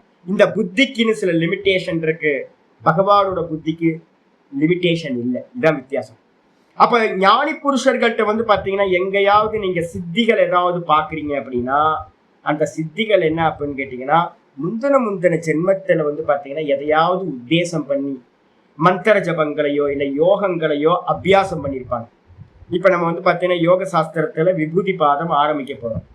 விபூதி பாதத்தில் வந்து பார்த்தீங்கன்னா நிறைய அனுஷ்டானங்கள், ஒவ்வொரு சித்திக்கு என்னென்னலாம் பண்ணணும் அப்படின்றது. ஒன்று பண்ணால் சம்யமம் பண்ணால் எதில் சம்யமம் பண்ணால் என்னென்ன லாபம் கிடைக்கும் அப்படின்னு இருக்கு. நான் இப்போ ஆரம்பிக்கும் போதே என்ன சொன்னேன், ஹரிகர தீர்த்த சுவாமியை பற்றி பார்த்தேன்ல. ஹரிகர தீர்த்த சுவாமி வந்து பார்த்தீங்கன்னா வர்ண ஜபத்தை வந்து பார்த்தீங்கன்னா நல்லா அனுஷ்டானம் பண்ணவர். எங்க வேணும்னாலும் வந்து பாத்தீங்கன்னா வர்ணஜபம் பண்ணா வந்து பாத்தீங்கன்னா மழை பெய்யற சாமர்த்தியம் வந்து பாத்தீங்கன்னா இருந்திருக்கு. அப்ப இது மாதிரி வந்து பாத்தீங்கன்னா ஒவ்வொரு ஜபத்தையோ இல்ல ஒரு ஏதாவது ஒரு காரியத்தை சித்தப்படுத்துறதுக்காக நிறைய சாதனைகள் பண்ணியிருப்பாங்க. ஒரு காலத்துல என்ன ஆயிருக்கும் அப்படின்னா ஒரு குருநாதர் கிடைச்சிருப்பாரு, வாப்பாங்க அப்படின்னு கூப்பிட்டு என்ன பண்ண நீ இது வரைக்கும் வந்து பாத்தீங்கன்னா தபசு அது இதுன்னு ஒத்த காலில் நிக்கிறது, அக்னியில நிக்கிறது, இது மாதிரி நிறைய விரதங்கள் தபசு மந்திர ஜபம் இதெல்லாம் பண்ணிக்கிட்டு இருக்கியே, என்ன கண்ட அப்படின்னு குருநாதர் கேட்பார். நான் வந்து பார்த்தீங்கன்னா தண்ணியில நடப்பேன், ஆகாசத்துல பறப்பேன், இன்னொருத்தர் மனசுல இருக்கிறதுலாம் எனக்கு தெரியும், காலத்தை கடந்து முன்னாடி பின்னாடி தான் பார்க்க முடியும். உடனே குருநாதர் சொல்லுவார், என்ன சொல்லுவார், நான் முட்டாளு, இதெல்லாம் தெரிஞ்சு என்ன ஆக போகுது உனக்கு, ஒன்றை தெரிஞ்சுக்கிட்டியா அப்படின்னு கேட்டேன். இல்லையே சாமி. அப்போ ஒன்றை தெரியலல்ல வா அப்படின்னு வந்து பார்த்தீங்கன்னா குருநாதர் கூப்பிட்டு அவருக்கு ஒரு ஆத்ம ஞானத்தை கொடுக்குறாருன்னு வச்சுங்க. இதெல்லாம் பொய்யே ஆத்ம ஞானத்தை கொடுக்குறாருன்னு வச்சுங்க. அப்போ அவருக்கு என்ன ஆகுனா ஆத்ம ஞானமும் இருக்கும், கூடவே இந்த ஞானத்துக்கு முன்னாடி இருக்கிற அந்த அனுஷ்டானங்கள் நிறைய உத்தேசம் பண்ணியிருப்பார்ல, மந்திர ஜபங்கள்ல இருந்து பூஜைகள்ல இருந்து யோக அபியாசத்துல இருந்து எதெல்லாம் பண்ணியிருக்காரோ அதுவும் கூட இருக்கும். அப்போ அது ஆனா அவருக்கு வந்து பார்த்தீங்கன்னா ஞானம் வந்ததுனால அவருக்கு அதுல வந்து பார்த்தீங்கன்னா ஒரு தாத்பரியம் இருக்காரு அவர். அப்போ என்ன பண்ணுவார், ஞானியாவும் இருப்பார். அவர் பேசுனா ஏதாவது பண்ணா அவருக்கு வந்து பார்த்தீங்கன்னா அந்த முன்னாடி பண்ண அதோட கர்மத்தோட இது வந்து பார்த்தீங்கன்னா அங்கங்க தெரிய வெளிப்படும் போது நம்ம என்ன பண்றோம், அவர் பெரிய சித்த புருஷர், அவர் ஞானி அப்படின்றோம். ஆனா ஞானிகிட்ட வந்து பாத்தீங்கன்னா இந்த சித்திகள் இருக்கணும்ன்ற அவசியம் இல்லை. இப்போ ஒருத்தர் வர பாடம் படிக்க வர ஆரம்பத்திலேயே, நாங்க ஆரம்பத்திலேயே வந்து பாத்தீங்க அப்படின்னா சில இதெல்லாம் பண்ணாதீங்கன்னு சொல்லுவோம். இப்போ வந்து பாத்தீங்கன்னா ஸ்ரீவித்யாவை வந்து பாத்தீங்கன்னா சன்னியாசி ஆயிட்டீங்க அப்படின்னா நாங்க நிச்சயமா சொல்லுவோம் ஸ்ரீவித்யாவை தொடவே தொடாதீங்க. என்ன பண்ணுவோம் அப்படின்னு கேட்டீங்கன்னா, ஏன் பண்ணக்கூடாது அப்படின்னு கேட்டீங்கன்னா, எங்க ஆச்சாரியர்கள்லாம் ஸ்ரீவித்யா, என்னோட குருநாதர் வந்து ஸ்ரீவித்யா படிச்சவர், எல்லாமே பண்ணவங்க, நிறைய பேருக்கு தீட்சை கொடுக்குறவங்க. ஆனா வந்து பாத்தீங்கன்னா என்கிட்ட என்ன சொன்னாங்கன்னா, சாமி ஸ்ரீவித்யா எடுத்துக்கணுமா அப்படின்னு என்னோட குருநாதர்கிட்ட கேட்கும்போது சன்னியாசம் எடுத்துட்டு உனக்கு தேவையில்லை, ஓங்காரம் போதும் அப்படின்ட்டு. ஏன் சாமி நீங்க வந்து நிறைய பேருக்கு வந்து ஸ்ரீவித்யாலாம் எடுத்து கொடுக்குறீங்கல்ல, யாருக்கு வந்து பார்த்தீங்கன்னா ஸ்ரீவித்யா அப்படின்னா யாருக்கு வெல்த் வேணுமோ ப்ரொடெக்ஷன் வேணுமோ அவங்களுக்கு ஸ்ரீவித்யா. ஐஸ்வர்யமும் ப்ரொடெக்ஷனும் வேணுன்றவங்களுக்கு வந்து பார்த்தீங்கன்னா ஸ்ரீவித்யா. ஒரு மடத்தை நான் பண்ணியிருக்கேன் அப்படின்னா மடத்தை வந்து பார்த்தீங்கன்னா ரன் பண்ணுறதுக்கு என்ன வேணும்? வெல்த் வேணுமா? அதுக்கப்புறம் மடத்தை வந்து யாரும் அட்டாக் பண்ணாமல் இருக்கிறதுக்கு வந்து எதிரிகள் நிறைய பேர் இருப்பாங்க, அவங்களெல்லாம் பாதுகாக்கிறதுக்கு ஒரு ப்ரொடெக்ஷன் வேணுமா? அதுக்கு என்ன பண்ணணும் அப்படின்னா ஸ்ரீவித்யாவை கையில் எடுத்துக்கிட்டோன்னா லலிதா என்ன பண்ணிப்பா? பார்த்துப்பா. எல்லாத்தையும் வந்து பார்த்தீங்கன்னா எல்லாத்தையும் மேனேஜ் பண்ணிக்கிட்டு ஐஸ்வர்யத்தை கொடுத்துட்டு இருப்பான். சந்நியாசம் பண்ணவன் ஐஸ்வர்யமும் இதுவும் வேணுமானா தேவையில்லை. அதனால சன்னியாசிக்கு தேவையில்லைப்பா, உனக்கு பிரணவம் போதும் அப்படின்னு என்னோட குருநாதர் சொன்னார். அப்போ ஒவ்வொரு மந்திரத்துக்கும் ஒரு ஒரு சாமர்த்தியம் இருக்கு. இது அப்போ வந்து பாத்தீங்கன்னா என்ன பண்ணுவாங்க அப்படின்னு கேட்டா விரக்தராவே ஒருத்தரை ட்ரெயின் பண்றாங்கன்னு வச்சுங்க. என் குருநாதர் என்ன சொன்னாரோ நான் என்னோட சிஷ்யர்களுக்கு என்ன சொல்றேன், எந்த சித்திக்கான கர்மத்தையும் பண்ணவே கூடாது. இந்த மந்திர ஜபம் இதை சித்திப்படுத்தும், பண்ணாதீங்க. அது மாதிரி கரெக்டா பண்ணிட்டே இருந்த சௌந்தரிய லகரியில வந்து பாத்தீங்க அப்படின்னா இருக்கிற நிறைய மந்திரங்கள் மந்திர சாஸ்திரமா சொல்லப்பட்டிருக்கு. இத்தனை ஜபத்தை இத்தனை ஆவர்த்தி பண்ணினீங்கன்னா இந்த சித்தி கிடைக்கும், இந்த நெய்வேத்தியம் பண்ணி அப்படின்னு இந்த விதமா பூஜைகள் பண்ணி இந்த விதமா ஹோமங்கள் பண்ணணும் அப்படின்னு தர்ப்பணம் பண்ணணும் எல்லாம் இருக்கு. ஆனா வந்து பாத்தீங்கன்னா சாதுக்கள் எதையுமே அதை பண்ணவே மாட்டோம், சங்கல்பம் இல்லாம பண்ணுவோம். சங்கல்பம் பண்ணினீங்கன்னா அந்த அந்த சித்தி வந்து பாத்தீங்கன்னா உங்களுக்கு பிராப்தி ஆயிடும். அப்போ ஒருத்தருக்கு வந்து பாத்தீங்க அப்படின்னா ஒரு குருநாதர்கிட்ட இருந்து முறையா வந்து பாத்தீங்கன்னா நிஷ்காமம் நிஷ்காமம் நிஷ்காமமே ஆயிட்டு இருக்குன்னு வச்சுங்க. அவர் வந்து பாத்தீங்கன்னா தத்துவ ஞானத்தை அடையும் போது அவர்கிட்ட சித்தி இருக்குமா இருக்காதான்னு கேட்டீங்கன்னா எந்த சித்தியும் இருக்காது. ஒரு ஜென்மம் முந்தின ஜென்மம் அதுக்கு முந்தின ஜென்மமும் நல்ல நல்ல குருநாதர்கள் மூலமா எதையும் சங்கல்பிக்காத எதையும் எந்த சித்திக்காகவும் பண்ணாத தே அந்தராயாகான்னு ஒரு சூத்திரம் இருக்கு. சித்திகள் எல்லாமே இந்த மோட்ச மார்க்கத்துல தடைகள் அப்படின்னு சொல்லி சொல்லி சொல்லியே எதையுமே எந்த ஒரு லாபத்தையும் எதிர்பார்க்காம ஈஸ்வரார்ப்பணமா ஒருத்தன் பண்ணிட்டு இருக்கான் அப்படின்னா அப்ப அந்த மந்திர ஜபங்கள் யோக சாதனைகள் எதுவுமே என்னவாகாது, அவனுக்கு சித்தியா மாறி இருக்காது. அது எல்லாம் வந்து பாத்தீங்கன்னா மோட்சத்துக்கு வந்து பாத்தீங்கன்னா சாதனம் ஆயிடும். ஒரு டைம்ல வந்து பாத்தீங்கன்னா பூரண ஞானம் கிடைக்கும். பூரண ஞானம் கிடைச்சவன்ட்ட எப்படி இருக்கும் அப்படின்னா சர்வஜத்துவம் மட்டும் இருக்கும், எந்த ஒரு சித்தின்ற மசாலாவும் இருக்காது. சர்வஜகன்றதுக்கு அர்த்தம் வந்து பாத்தீங்கன்னா சர்வம் பிரம்மமயம் என்ற தத்துவத்தை சாமான்யமா இருக்கிறதை அறிந்தவனுக்கு பேரு பிரம்மை, சர்வஜகன்னு பேர். ஒரே ஒரு ஆள் தான் பகவான் மட்டும்தான் சர்வஜராகவும் இருக்கார், சர்வ வித்துன்னு சொல்லக்கூடியவராகவும் இருக்கார். நம்ம எல்லாம் வந்து பாத்தீங்கன்னா என்னதான் அனுஷ்டானங்கள் பண்ணி சித்திகள் அடைஞ்சாலும் நம்ம சர்வ வித்தா ஆக முடியாது. ஞானிகள் சர்வஜரா மட்டும்தான் இருப்பார்கள். ஞானிகள்கிட்ட வந்து பாத்தீங்கன்னா சர்வ வித்து இருக்கணும்ன்ற அவசியம் இல்லை. இதை புரிஞ்சுக்கணும், ரொம்ப முக்கியமான கான்செப்ட். இதுக்கு அப்புறம் ஆச்சாரியர் சொல்ற, சரி அந்த சர்வஜர்கிட்ட இருக்கக்கூடியது எது சாமி அப்படின்னு யாராவது கேட்டாங்க அப்படின்னா அவர்கிட்ட இருக்கிறது உத்தம ஞானம் இருக்கு. சர்வஜர்கள்ட்ட இருக்கக்கூடிய ஞானம் எது? உத்தம ஞானம். எது உத்தம ஞானம்? ஞானம் உத்தமம், சித்திகள்லாம் உத்தமம் இல்லை. நீங்க வந்து பாத்தீங்கன்னா இன்னொருத்தர் மனசுல இப்படி நடக்கும், இவருக்கு வந்து பாத்தீங்கன்னா ஆண் குழந்தை பிறக்கும், இவருக்கு பெண் குழந்தை பிறக்கும். மகாபெரியோரை சுத்தி ஏகப்பட்ட ஸ்டோரிஸ், ஐயோ பார்த்தா புதுசு புதுசா எழுதிக்கிட்டே இருக்கிறாங்க. இப்ப மகாபெரியோர் இருக்கிற காலத்துல பிறக்காதவன்லாம் வந்து பாத்தீங்கன்னா இப்ப கதை சொல்லிட்டு இருக்கான். இப்ப பிறந்தவன்லாம் ஏதோ பக்கத்துல இருந்து வந்து பாத்தீங்கன்னா பார்த்த மாதிரியே எழுதிட்டு இருக்கான், கடை எழுதிட்டு இருக்கான், உட்காந்து ஸ்கிரீன் பிளே எழுதுறது கற்பனை பண்ணி இவங்க வந்தாங்க இப்படி ஆச்சு, அவங்க வந்தாங்க இப்படி ஆச்சு, எப்படி தெரிஞ்சு என்ன பண்ண போறாங்க? யாருக்கோ என்னவோ ஆச்சு, என்ன ஆக போகுது? ஞானத்தை சொல்லுங்கப்பா. அவர் நிறைய எழுதி ஞானப்பரமா நிறைய சொல்லியிருக்கார், பக்தியை சொல்லியிருக்கார், அதை சொல்லுங்க அப்படின்னா அதெல்லாத்தையும் விட்டாச்சு. சித்தி சித்தி சித்தி அப்படின்னு. அப்போ வந்து பாத்தீங்கன்னா இன்னொருத்தர மனசை அறியறது உத்தமம் இல்லை. திருஷ்டி தூர திருஷ்டி வந்து பாத்தீங்கன்னா முக்கியம் இல்லை. ஜென்மாந்தர திருஷ்டி வந்து பாத்தீங்கன்னா முக்கியம் இல்லை. எது முக்கியம்னா ஞானம்தான் உத்தமம். அப்ப சர்வஜர்கள்ட்ட இருக்கக்கூடிய ஞானம் எது அப்படின்னா பிரம்மைவ சர்வம் ஆத்மைவ சர்வம், ஆத்மாதான் இது எல்லாம், பிரம்மம் தான் இது எல்லாம் அப்படின்ற ஞானம் தான் உத்தமம். ஞானம் உத்தமம் சொல்லியாச்சு. பாஷ்யத்துக்கு வந்துட்டு ஒவ்வொன்றா பார்ப்போம். யஜ்ஞா, யஜ்ஞகன்றதுக்கு அர்த்தம் என்ன சொல்ல வர்றார் ஆச்சாரியார் அப்படின்னா சர்வ யஜ்ஞ ஸ்வரூபத்வாத் யஜ்ஞா. பகவான் எப்படி இருக்கார் அப்படின்னா சர்வ யஜ்ஞ ஸ்வரூபமா இருக்கார், சர்வ யஜ்ஞ ஸ்வரூபமா இருக்கார். எல்லா யஜ்ஞமும் பகவான் தான். யஜ்ஞம்னா என்ன அர்த்தம்? ஆக்ஷன் இருக்கா? யஜ்ஞம்னா நீங்க உடனே போயிருங்க ஆக்ஷன். நான் ஹிரண்ய கர்ப்பருக்கு வந்து பார்த்தீங்கன்னா உங்களுக்கு சொல்லும் போதே சொல்லியிருக்கேன், ஈஷாவாசியத்துல ஒரு பாஷ்யம் படிச்சு காட்டினேன், ஹிரண்ய கர்ப்பர்னா யாரு அப்படின்னு. ஹிரண்ய கர்ப்பருக்கு என்ன சொல்லியிருக்கோம் அப்படின்னு கேட்டீங்கன்னா, சூத்திராத்மான்னு பேரு, வாயுன்னு பேரு, இந்த தேகத்துல பிராணன்னு பேரு. அப்ப வந்து பாத்தீங்கன்னா எந்த கர்மா பண்றதா இருந்தாலும் கிரியாத்மகா, ஈஸ்வரன் எப்படி இருக்காருன்னா கிரியா வடிவாக இருக்கின்றார், கர்மஸ்வரூபமா இருக்கார். நான் இப்ப பேசுறேன் அப்படின்னா ஒரு ஆக்ஷன் நடக்குது, நீங்க பாடம் கேட்குறீங்கன்னா ஒரு ஆக்ஷன் நடக்குது. அப்ப இந்த உலகத்துல இருக்கிற ஆக்ஷன் எல்லாம் யாரு அப்படின்னு கேட்டீங்கன்னா யாரு? பகவான் தான் கிரியா வடிவா இருக்கார், கிரியாத்மகா, கிரியாசக்தி. பகவான் வந்து கிரியாசக்தியா இருக்கார். கிரியைகள்லயே ரொம்ப உத்தமமான கிரியா எது அப்படின்னா ஃபயர் ரிச்சுவல்.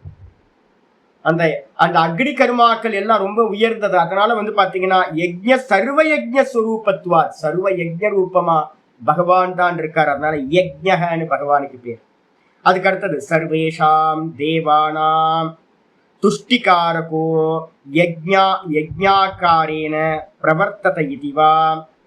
சர்வேஷாம் தேவானாம், சர்வேஷாம்னா எல்லா தேவதைகளுக்கும் எது சந்தோஷம் சுவாமி அப்படின்னு கேட்டீங்கன்னா என்னன்னு கேட்டீங்கன்னா, நீங்க வந்து பாத்தீங்கன்னா தேவதைகளுக்கு கொடுக்கணும், தேவதைகள் வந்து பாத்தீங்கன்னா உங்களுக்கு கொடுக்கணும். பரஸ்பரம் பாவயந்தகா, கீதால வந்து சொல்லுது, தேவான் பாவயதானேன யோ தேவான் பாவயந்திவஹ பரஸ்பரம் பாவயந்தக ஸ்ரேய பரம வாப்சியத அப்படின்னு பகவத்கீதையில 4வது சாப்டர்ல சொல்லப்பட்டிருக்கு. நம்ம வந்து பாத்தீங்கன்னா அவங்களுக்கு தேவையான ஆகாரத்தை நம்ம இங்க இருந்து கொடுக்குறோம். அக்னியில நம்ம கொடுக்குற ஆகுதி இருக்குல்ல, அந்த ஆகுதி வந்து பாத்தீங்கன்னா தேவதைகளுக்கு போய் சேரும். இன்னைக்கு காலையில நான் என்ன பண்ணேன், கிளாஸ் முடிச்சோடனே இன்னைக்கு ஒரு நல்ல தூக்கம் இருந்துச்சு, அதனால எல்லாத்தையும் டக்குன்னு மூடிட்டு படுத்துட்டேன். காக்காங்களுக்கு வந்து பாத்தீங்கன்னா, குருவிகள் காக்காய்களுக்கு வந்து பாத்தீங்கன்னா தண்ணியே வைக்கல. வெந்திரிச்சு பார்த்தாதான் அந்த ஐயோ தண்ணி இல்லாம ட்ரையா இருக்கு, ஒரு காக்கா குருவியும் வந்து ரொம்ப நேரமா கத்தி இருந்துச்சு, எனக்கு தெரியவே இல்லை, வைக்காம விட்டுட்டேன். அதுக்கப்புறம் வந்து பாத்தீங்கன்னா காக்கைகளை வரல. நான் அதுக்கப்புறம் தண்ணி வச்சு 2 மணிக்கு வச்சிருக்கேன் தண்ணி. அதுக்கப்புறம் ஒன்றும் இல்லை, எல்லாம் ஸ்ட்ரைக் பண்ணிடுச்சு. பாவம் இல்லை, தண்ணி குடிக்காம வந்து பாத்தீங்கன்னா எல்லாம் 100கணக்கான பறவைகள் வரும். தண்ணி குடிக்காம ஐயோ தண்ணி கொடுக்கணும்ல, நம்ம தானே கொடுக்கணும். நம்ம எப்படி வந்து பாத்தீங்கன்னா நமக்கு கீழே இருக்கிற இந்த பட்சிகளுக்கு கொடுக்குறோமோ, இதே மாதிரி தேவதைகளுக்கு வந்து பாத்தீங்கன்னா என்ன பண்றோம், ஆகுதி கொடுக்குறோம். பித்திருக்களுக்கு என்ன பண்றோம், எள்ளு தண்ணி வந்து பாத்தீங்கன்னா கொடுக்குறோம், சிராதம்ல பண்றோம், தர்ப்பணம் பண்றோம். அப்ப தேவதைகளுக்கு வந்து பாத்தீங்கன்னா நீங்க கொடுங்க, தேவதைகள் என்ன பண்ணுவாங்க, உங்களுக்கு வந்து பாத்தீங்கன்னா வெல்த் எல்லாத்தையும், ஐஸ்வர்யங்கள் எல்லாத்தையும், நீங்க ஜீவிக்கிறதுக்கு எல்லாத்துக்கும் கொடுப்பாங்க. அதனால வந்து பாத்தீங்கன்னா பரஸ்பரம் வந்து பாத்தீங்கன்னா உங்களுக்கு ஹெல்ப் பண்ணுவாங்க. அப்ப வந்து பாத்தீங்கன்னா இந்த தேவதைகளை வந்து பாத்தீங்கன்னா சந்தோஷப்படுத்துறது எது அப்படின்னா தேவானாம் துஷ்டிகாரகோ, தேவதைகளை வந்து பாத்தீங்கன்னா சந்தோஷப்படுத்தக்கூடியது எது அப்படின்னா யஜ்ஞ ஆகாரேன பிரவர்த்ததை இது. பகவான் தான் யஜ்ஞ ரூபத்திலிருந்து இந்த தேவதைகளை மகிழ்ச்சி படுத்துறவரா என்ன பண்றார், யஜ்ஞ காரியங்கள்ல பிரவருத்தி ஆகிறார். அதனாலையும் பகவானுக்கு பேரு யஜ்ஞான்னு பேர். யஜ்ஞோவை விஷ்ணு. தைத்திரிய சங்கீதால வந்து பாத்தீங்கன்னா சொல்லப்பட்டிருக்க ஸ்ருதியில யஜ்ஞம் எதுப்பா அப்படின்னா, யஜ்ஞம்ன்றது வந்து பாத்தீங்கன்னா விஷ்ணு. யஜ்ஞம்னா எது அப்படின்னு கேட்டீங்கன்னா யாராவது கேட்கலாம், யஜ்ஞம்னா என்ன சுவாமி, எது யஜ்ஞம் எது அப்படின்னு கேட்டீங்க அப்படின்னா, நம்ம வந்து பாத்தீங்கன்னா சாதனைகள் எல்லாம் 4வது அத்தியாயத்துல 12 சாதனைகள் எவ்வளவு சொல்லியிருக்கோம். வரிசையா யஜ்ஞம் பிராணாயாமத்துல இருந்து எதெல்லாம் இருக்கோ, திரவிய தானம் பண்றதுல இருந்து எல்லாம் யஜ்ஞம்னு சொல்லியிருக்கோம். அதே நேரத்துல வந்து பாத்தீங்க அப்படின்னா யஜ்ஞம்ன்றதுக்கு வந்து பாத்தீங்கன்னா முக்கியமானது வந்து பாத்தீங்கன்னா நான் சொல்லியிருக்கேன், என்னன்னு கேட்டீங்கன்னா 3:19 3:9 எடுத்துக்கணும். 3:9 வந்து பாத்தீங்கன்னா பகவத்கீதையில பாத்தீங்கன்னா தெரியும், யஜ்ஞார்த்தாத் கர்மணோன்யத்ர லோகோயம் கர்ம பந்தனஹ. நீங்க எந்த கர்மா பண்ணும் போதும் வந்து பாத்தீங்கன்னா அதை யஜ்ஞமா பண்ணல அப்படின்னா, அதை வெறும் ட்ரையா வந்து ஒரு கர்மமா பண்ணினீங்க அப்படின்னா அந்த கர்மம் உங்களை சம்சாரத்துல பந்தப்படுத்தும், திரும்ப திரும்ப பிறக்க வைக்கும். யஜ்ஞமா பண்ணணும்னு என்ன அர்த்தம், ததர்த்தம் கர்ம கௌந்தேயம் முக்த சங்க சமாச்சார. நீ என்ன பண்ணணும் அப்படின்னு கேட்டீங்கன்னா யஜ்ஞமா பண்ணணும். யஜ்ஞமா பண்ணணும்னா என்ன அர்த்தம் அப்படின்னு கேட்டீங்கன்னா ஈஸ்வரார்ப்பணமா பண்ணணும். ஈஸ்வரார்ப்பணமா, ஈஸ்வர பூஜையா நீங்க எதையெல்லாம் பண்றீங்களோ அது யஜ்ஞ பாவம் ஆயிடுது. ஈஸ்வரனுக்காக பண்ணாதது அப்படின்னு நீங்க வேற எதையாவது உத்தேசம் பண்ணி பண்ணீங்கன்னா அது கர்மம் ஆயிடும். கர்மத்துக்கும் யஜ்ஞத்துக்கும் என்ன வித்தியாசம்? ஆஃபர் பண்ணுனீங்கன்னா யஜ்ஞம், ஆஃபர் பண்ணல அப்படின்னா கர்மம். அதனால வந்து ஆச்சாரியர் சொல்றார், யஜ்யோவை விஷ்ணு, யஜ்யோவை விஷ்ணு அப்படின்னா எல்லா கர்ம ரூபமாவும் பகவான் தான் இருக்கார், யஜ்ஞ ரூபமாவும் பகவான் இருக்கார் சொல்லியாச்சு. 446வது நாமம் இஜ்யஹ. இஜ்யகனா என்ன சுவாமி அப்படின்னு கேட்டீங்கன்னா, யஜ்ஞங்களினால் ஆராதிக்கப்படுபவர். இஜ்யஹ, இஜ்யஹ அப்படின்னு பேர். ஆச்சாரியர் சொல்றார் பாஷ்யத்துல, யஷ்டவ்யோ அவ்யயம் ஏவேதி இஜ்யஹ. இந்த லோக்கத்துல வந்து பூஜிக்க தகுந்தவர் யாரோ ஒருத்தர் அப்படின்னா அது அவ்யயம், நாசம் இல்லாதவர்.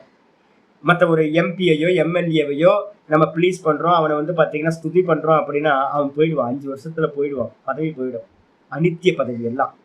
அப்ப பகவான் மட்டும் தான் வந்து பாத்தீங்கன்னா இந்த உலகத்துல வந்து பாத்தீங்கன்னா ஆதியில இருந்து அந்தம் வரைக்கும் அனாதி அனந்தமா வந்து பாத்தீங்கன்னா ஒரே ஒருத்தர் அவ்யய மூர்த்தியா இருக்கார், நாசம் இல்லாதவரா இருக்கார். யாரு? பகவான். அப்ப அதனால வந்து பாத்தீங்கன்னா இந்த உலகத்துல பூஜிக்க தகுந்தவர் ஒரே ஒருத்தர் தான். எஷ்டவ்யோ அவ்யயமேவ, அவ்யயமா இருக்கக்கூடிய பகவான் மட்டும்தான் பூஜிக்க யோக்கியமானவர். அதனால வந்து பாத்தீங்கன்னா ஒரே ஒரு ஆள் தான், இஜ்யகன்னு பேர் பகவானுக்கு பேர். சர்வதேவ நமஸ்காரக கேசவம் பிரதிகச்சு. எல்லா நமஸ்காரங்களும் வந்து பாத்தீங்கன்னா யாருக்கு போய் சேருது? அவ்யயமேவ இது. இல்லைன்னா இங்க அவ்யயம் தான் இங்க இருக்கு, அவ்யயமேவ இது இஜ்யா. இங்க கொடுத்துருக்க சரியா இருக்கு. அதுக்கப்புறம் ஆச்சாரியர் சொல்றாரு என்னன்னு கேட்டீங்கன்னா, ஏ யஜந்தி மகைஹி. ஆச்சாரியர் வந்து பாத்தீங்க அப்படின்னா ஹரிவம்சத்துல இருந்து ஒரு ஸ்லோகத்தை கோட் பண்றார்.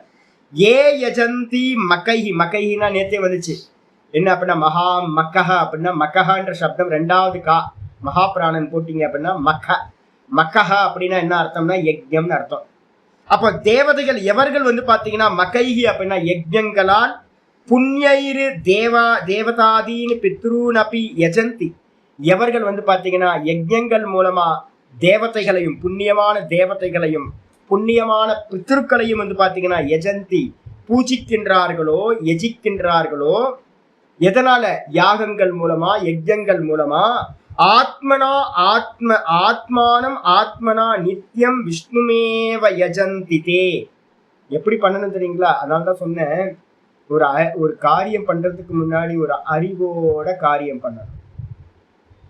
நான் எனக்கு உங்களுக்கு சொல்லியிருக்கேன்ல, என்னன்னு கேட்டீங்க அப்படின்னா, இதுல வந்து பாத்தீங்க அப்படின்னா சாந்தோக்கியத்துல வந்து பாத்தீங்க அப்படின்னா ஒரு கதை, உஷஸ்த சாக்ராயனர் அப்படின்ற ஒரு கதை நான் அடிக்கடி உங்களுக்கு சொல்லிக்கிட்டே இருக்கிறேன்.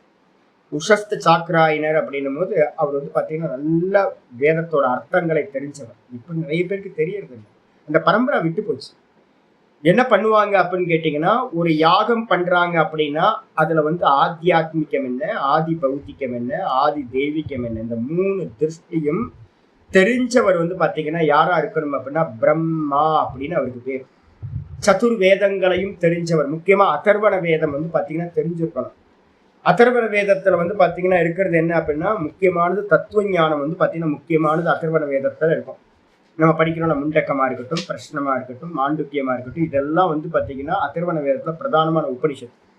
இப்போ ஒரு யாகம் நடக்குது அப்படின்னா சதுர்வேதிகள் யாகத்துல பங்கெடுத்துப்பாங்க.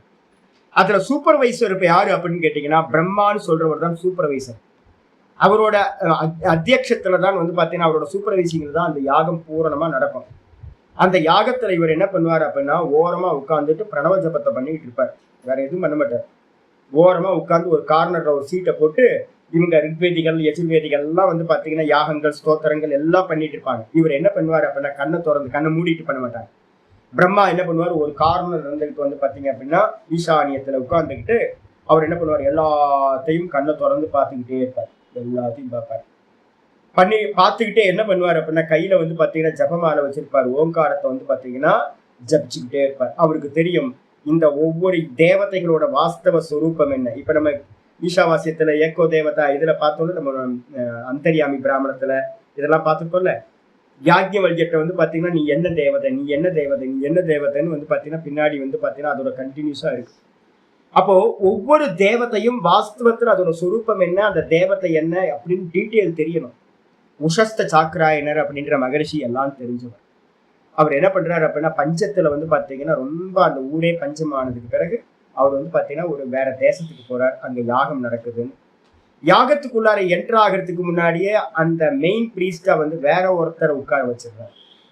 இவர் உட்கார வேண்டிய இடத்துல போஸ்டிங்ல வேற ஒருத்தர் உட்கார்ந்து யாகம் ஸ்டார்ட் ஆகி போயிட்டு இருக்கு. இவர் ஏற்கனவே ரொம்ப டிராவல் பண்ணி ரொம்ப துக்கத்துல வந்திருக்க.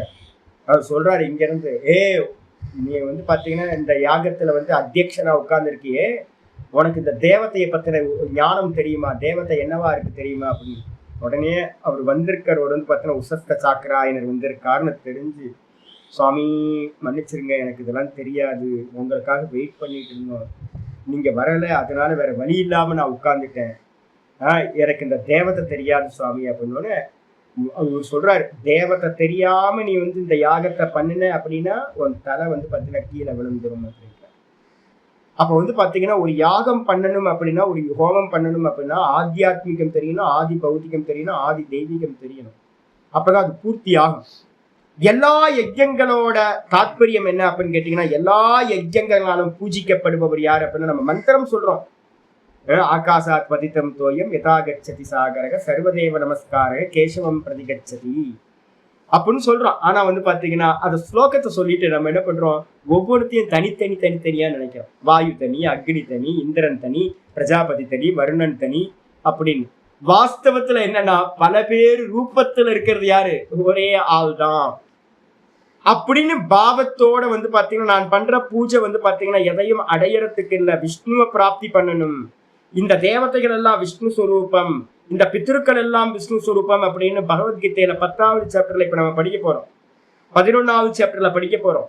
இதை எல்லாத்தையும் உள்வாங்கிட்டு வந்து பாத்தீங்கன்னா பகவான் தான் இந்தந்த ரூபத்துல ஆதித்யனா பகவான் இருக்கார், சந்திரனா பகவான் இருக்கார், வருணனா பகவான் இருக்கார், பித்திருக்கள்ல வந்து பாத்தீங்கன்னா அரியமாவா பகவான் இருக்கார் அப்படின்னு ஒவ்வொன்றும் பகவான் தான் தெரிஞ்சு பண்ணக்கூடிய யஜ்யம் எதுவோ அந்த யஜ்யம் அப்படி தெரிஞ்சு பண்ணினீங்கன்னா என்ன தெரியுங்களா, யஜ்யம் ஈஸ்வரன் எங்க இருக்கார், நானாவும் இருக்கேன்.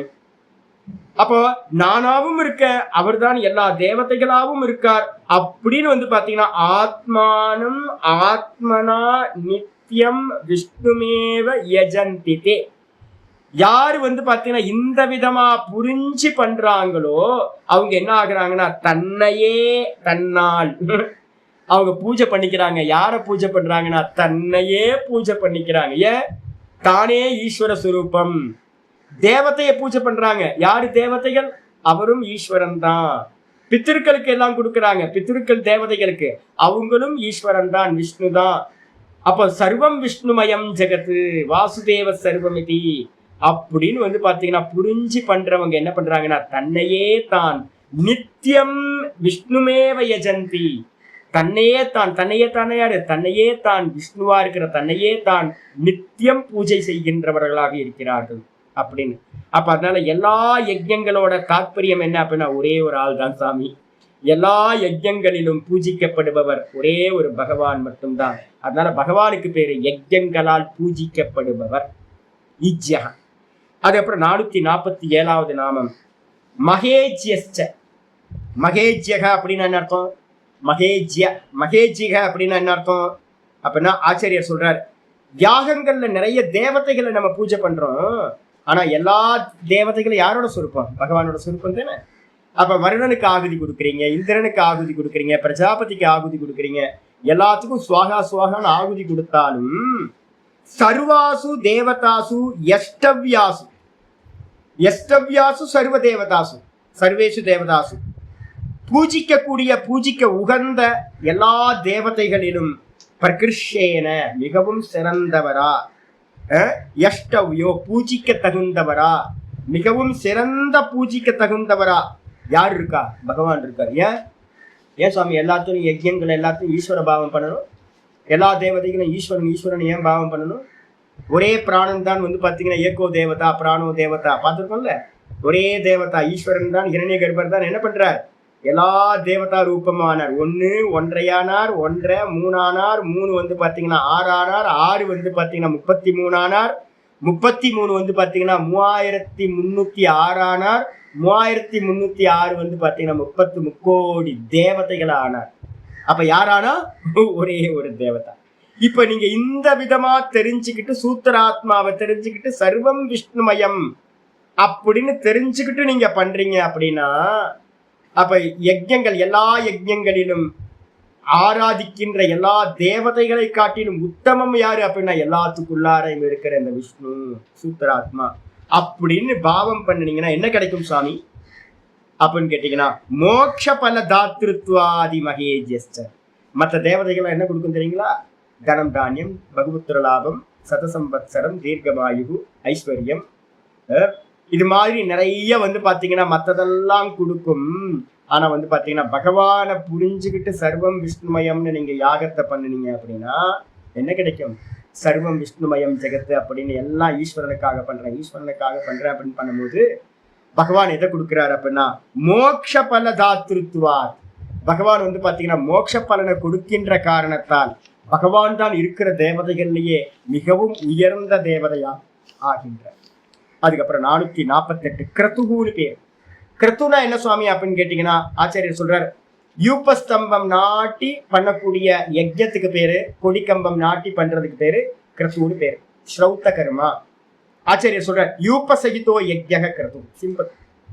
கிரத்துன்றதுக்கு அர்த்தம் வந்து பாத்தீங்கன்னா பசு யஜ்யம்னு போட்டுங்க. பசுக்கள் கட்டி யூபஸ்தம்பம் நட்டோம் அப்படின்னாவே பசுக்கள் கட்டணும்.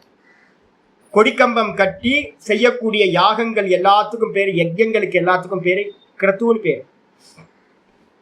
அப்போ வந்து இதை சொல்லுவோமா, கணபதி ஹோமம் சொல்லுவீங்களா, இப்போ கணபதி யாகம் சொல்லுவீங்களா அப்படின்னு நிறைய பேருக்கு யாகம் ஹோமம் வித்தியாசம் தெரியாது.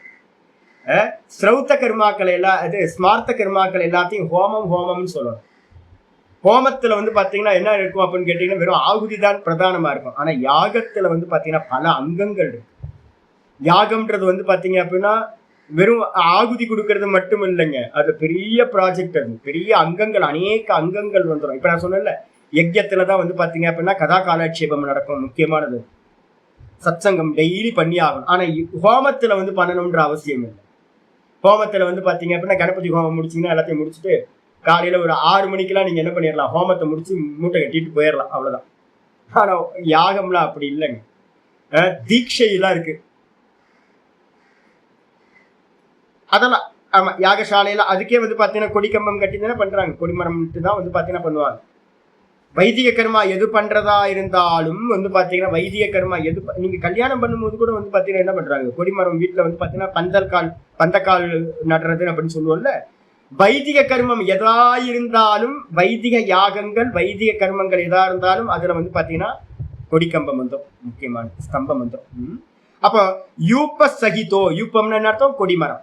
யூபசகிதோ யஜ்ஞக, யூபத்தோடு கூடிய ஸ்தம்பத்தோடு கூடியது எதுவோ அந்த யஜ்ஞத்துக்கு பேரு கிரதுன்னு பேரு. கிரதுனா என்ன அர்த்தம் சுவாமி? யாகம். வேற எதுவும்.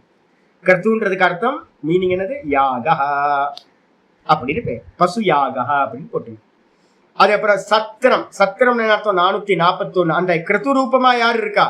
யஜ்ஞோவை விஷ்ணுகுன்னு போன இதுல ஆச்சாரியார் சொல்லிட்டாரு கொட்டேஷன். கிரதுரூபமா என்ன யார் இருக்கா அப்படின்னு கேட்டீங்கன்னா, கிரதுரூபமா வந்து பாத்தீங்கன்னா பகவான் தான் இருக்கார். சுவாமி எங்க சுவாமி சொல்லப்பட்டிருக்கு அப்படின்னா, இப்பதான் நம்ம பார்த்தோம் 9வது அத்தியாயத்துல வந்து பாத்தீங்கன்னா பார்த்தோமே. எங்க பார்த்தோம்? எத்தனாவது ஸ்லோகம்?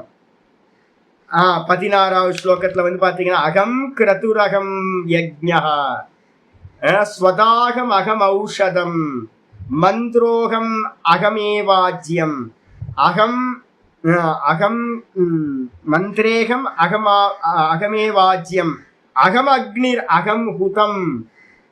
9:16 பக்கத்துல போட்டீங்கன்னா கரெக்டா வந்துடும் உங்களுக்கு. பகவான் தான் கிரதுவா இருக்கார், பகவான் தான் யஜ்ஞமாவும் இருக்கார். அங்கே வந்துருச்சு. பகவான் தான் கிரதுவா இருக்கார், வைதிக கர்மாவாவும் இருக்கார். பகவான் தான் ஸ்மார்த்த கர்மா யஜ்ஞமாவும் இருக்கார். ஸ்வதான்றதுக்கு அர்த்தம் என்னது? அவர் தான் வந்து பாத்தீங்க அப்படின்னா பித்திருக்களுக்கு கூடிய பித்திருக்கர்மாக்களாகவும் அவர் தான் இருக்கார். யஜ்ஞத்துல போடக்கூடிய திரவியங்களாகவும் அவர் தான் இருக்கார். ஔஷதமா அவர் தான் மந்திரமாகவும் இருக்கார். அகமேவ ஆஜ்யம் அவர் தான் ஆஜ்யமா அந்த நெய்யா வந்து பாத்தீங்கன்னா இருக்கார். அவர் தான் வந்து பாத்தீங்கன்னா அந்த அக்னியா இருக்கார். அவர் தான் வந்து பாத்தீங்கன்னா அந்த யஜ்ஞ காரியமா ஹுதம் அவர் தான் யஜ்ஞ காரியமா இருக்கார். இதாங்க ஞானம்.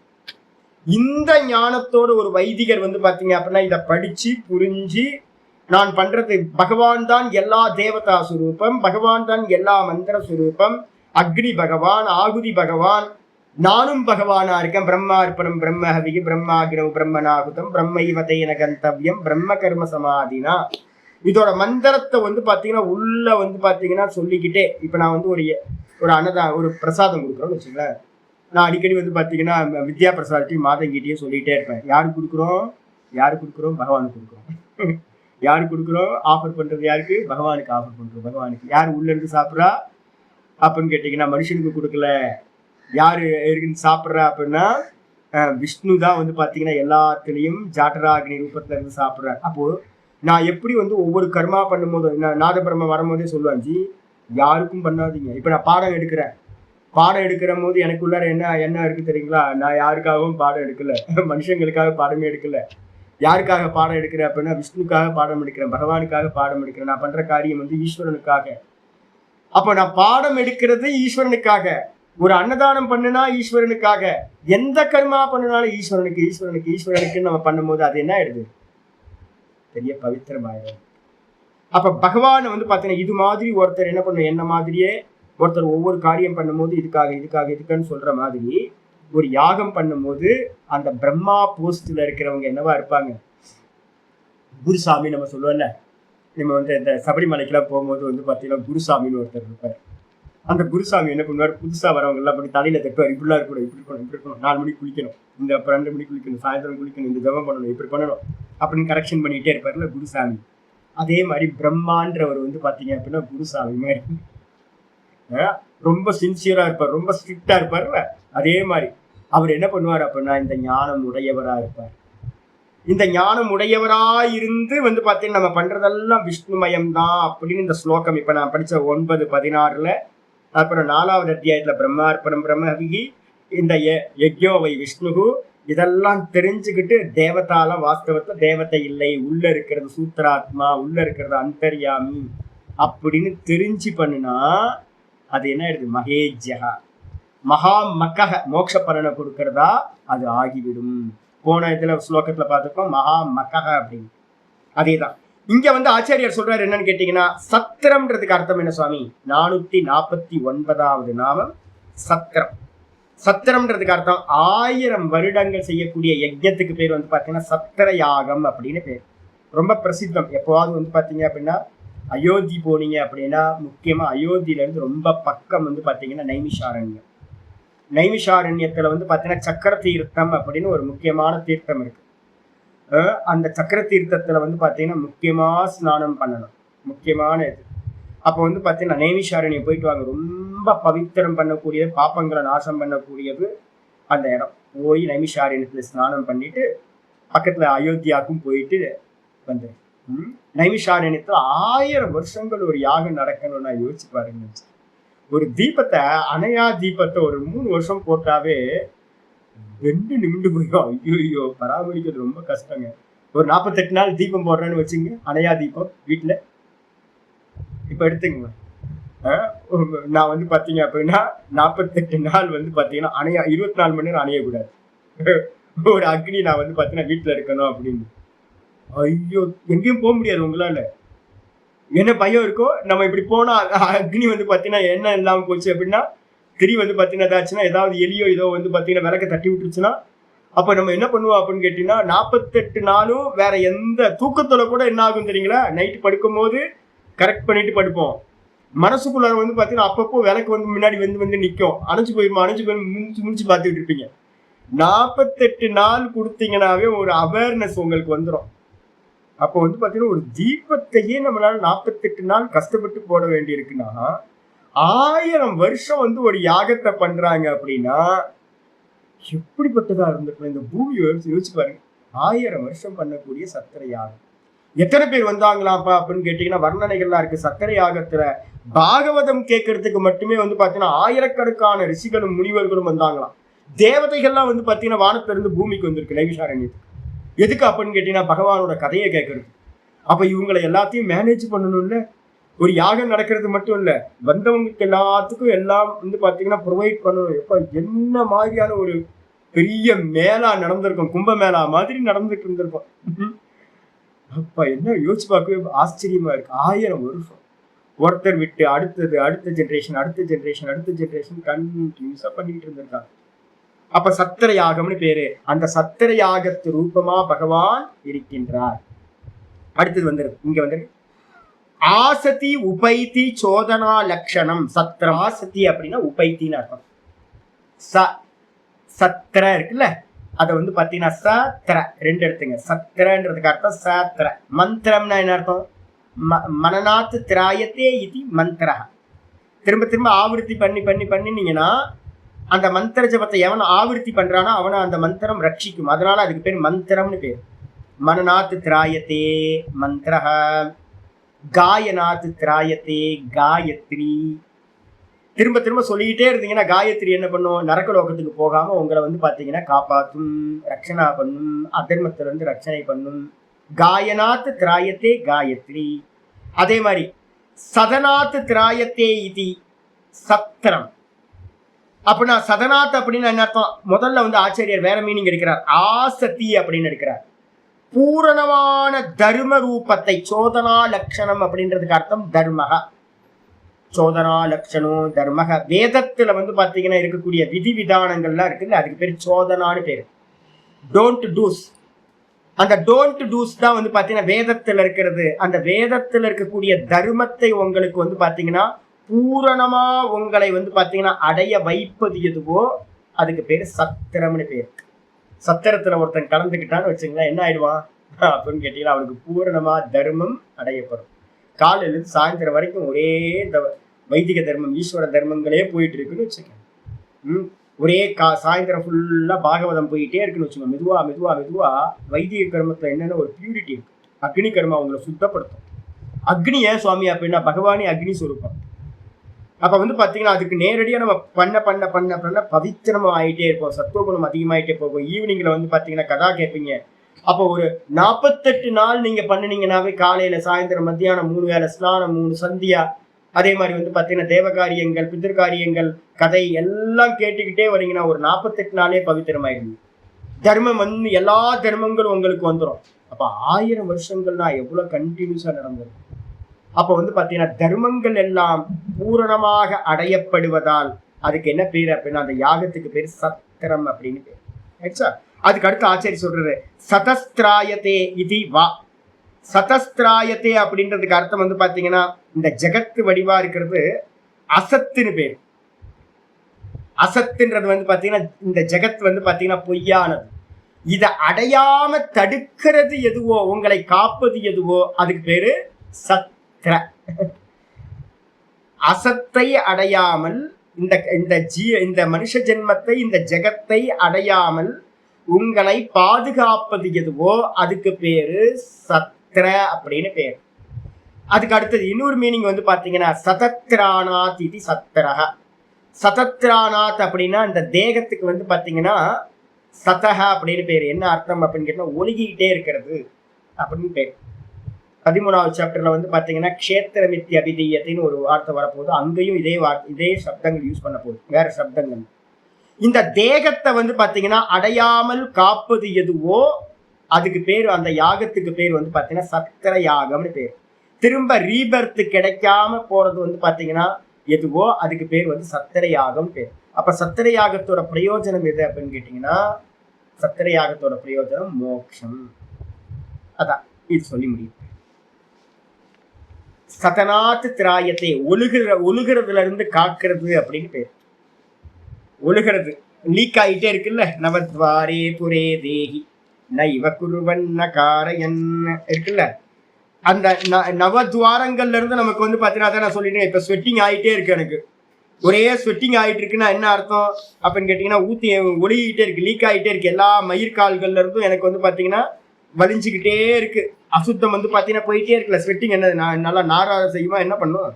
அப்போ வந்து பாத்தீங்க அப்படின்னா இந்த சரீரத்துக்கு பேர் வந்து பாத்தீங்கன்னா க்ஷேத்திரம் இத்தியபிதீயத்தைன்னு வரப்போகுது. இதம் சரீரம் கௌந்தே க்ஷேத்திரம் இத்தியபிதீயத்தை. அதுல வந்து பாத்தீங்க அப்படின்னா வருது என்னன்னு கேட்டீங்கன்னா லீக் ஆகாம இருக்கிறது. அதுக்காக வந்து பாத்தீங்க அப்படின்னா இதுக்கு பேர் வந்து பாத்தீங்கன்னா க்ஷேத்திரம்ன்றதுக்கு அர்த்தமே லீக் ஆகிறதுன்னு பேர். சதத்ரானாத் க்ஷயாத் க்ஷரணாத் க்ஷத்ரவத் இது அஸ்மின் கர்மபல நிவர்த்தேகே க்ஷேத்திரம். இந்த தேகத்துக்கு பேரு க்ஷேத்திரம்னு பேர்.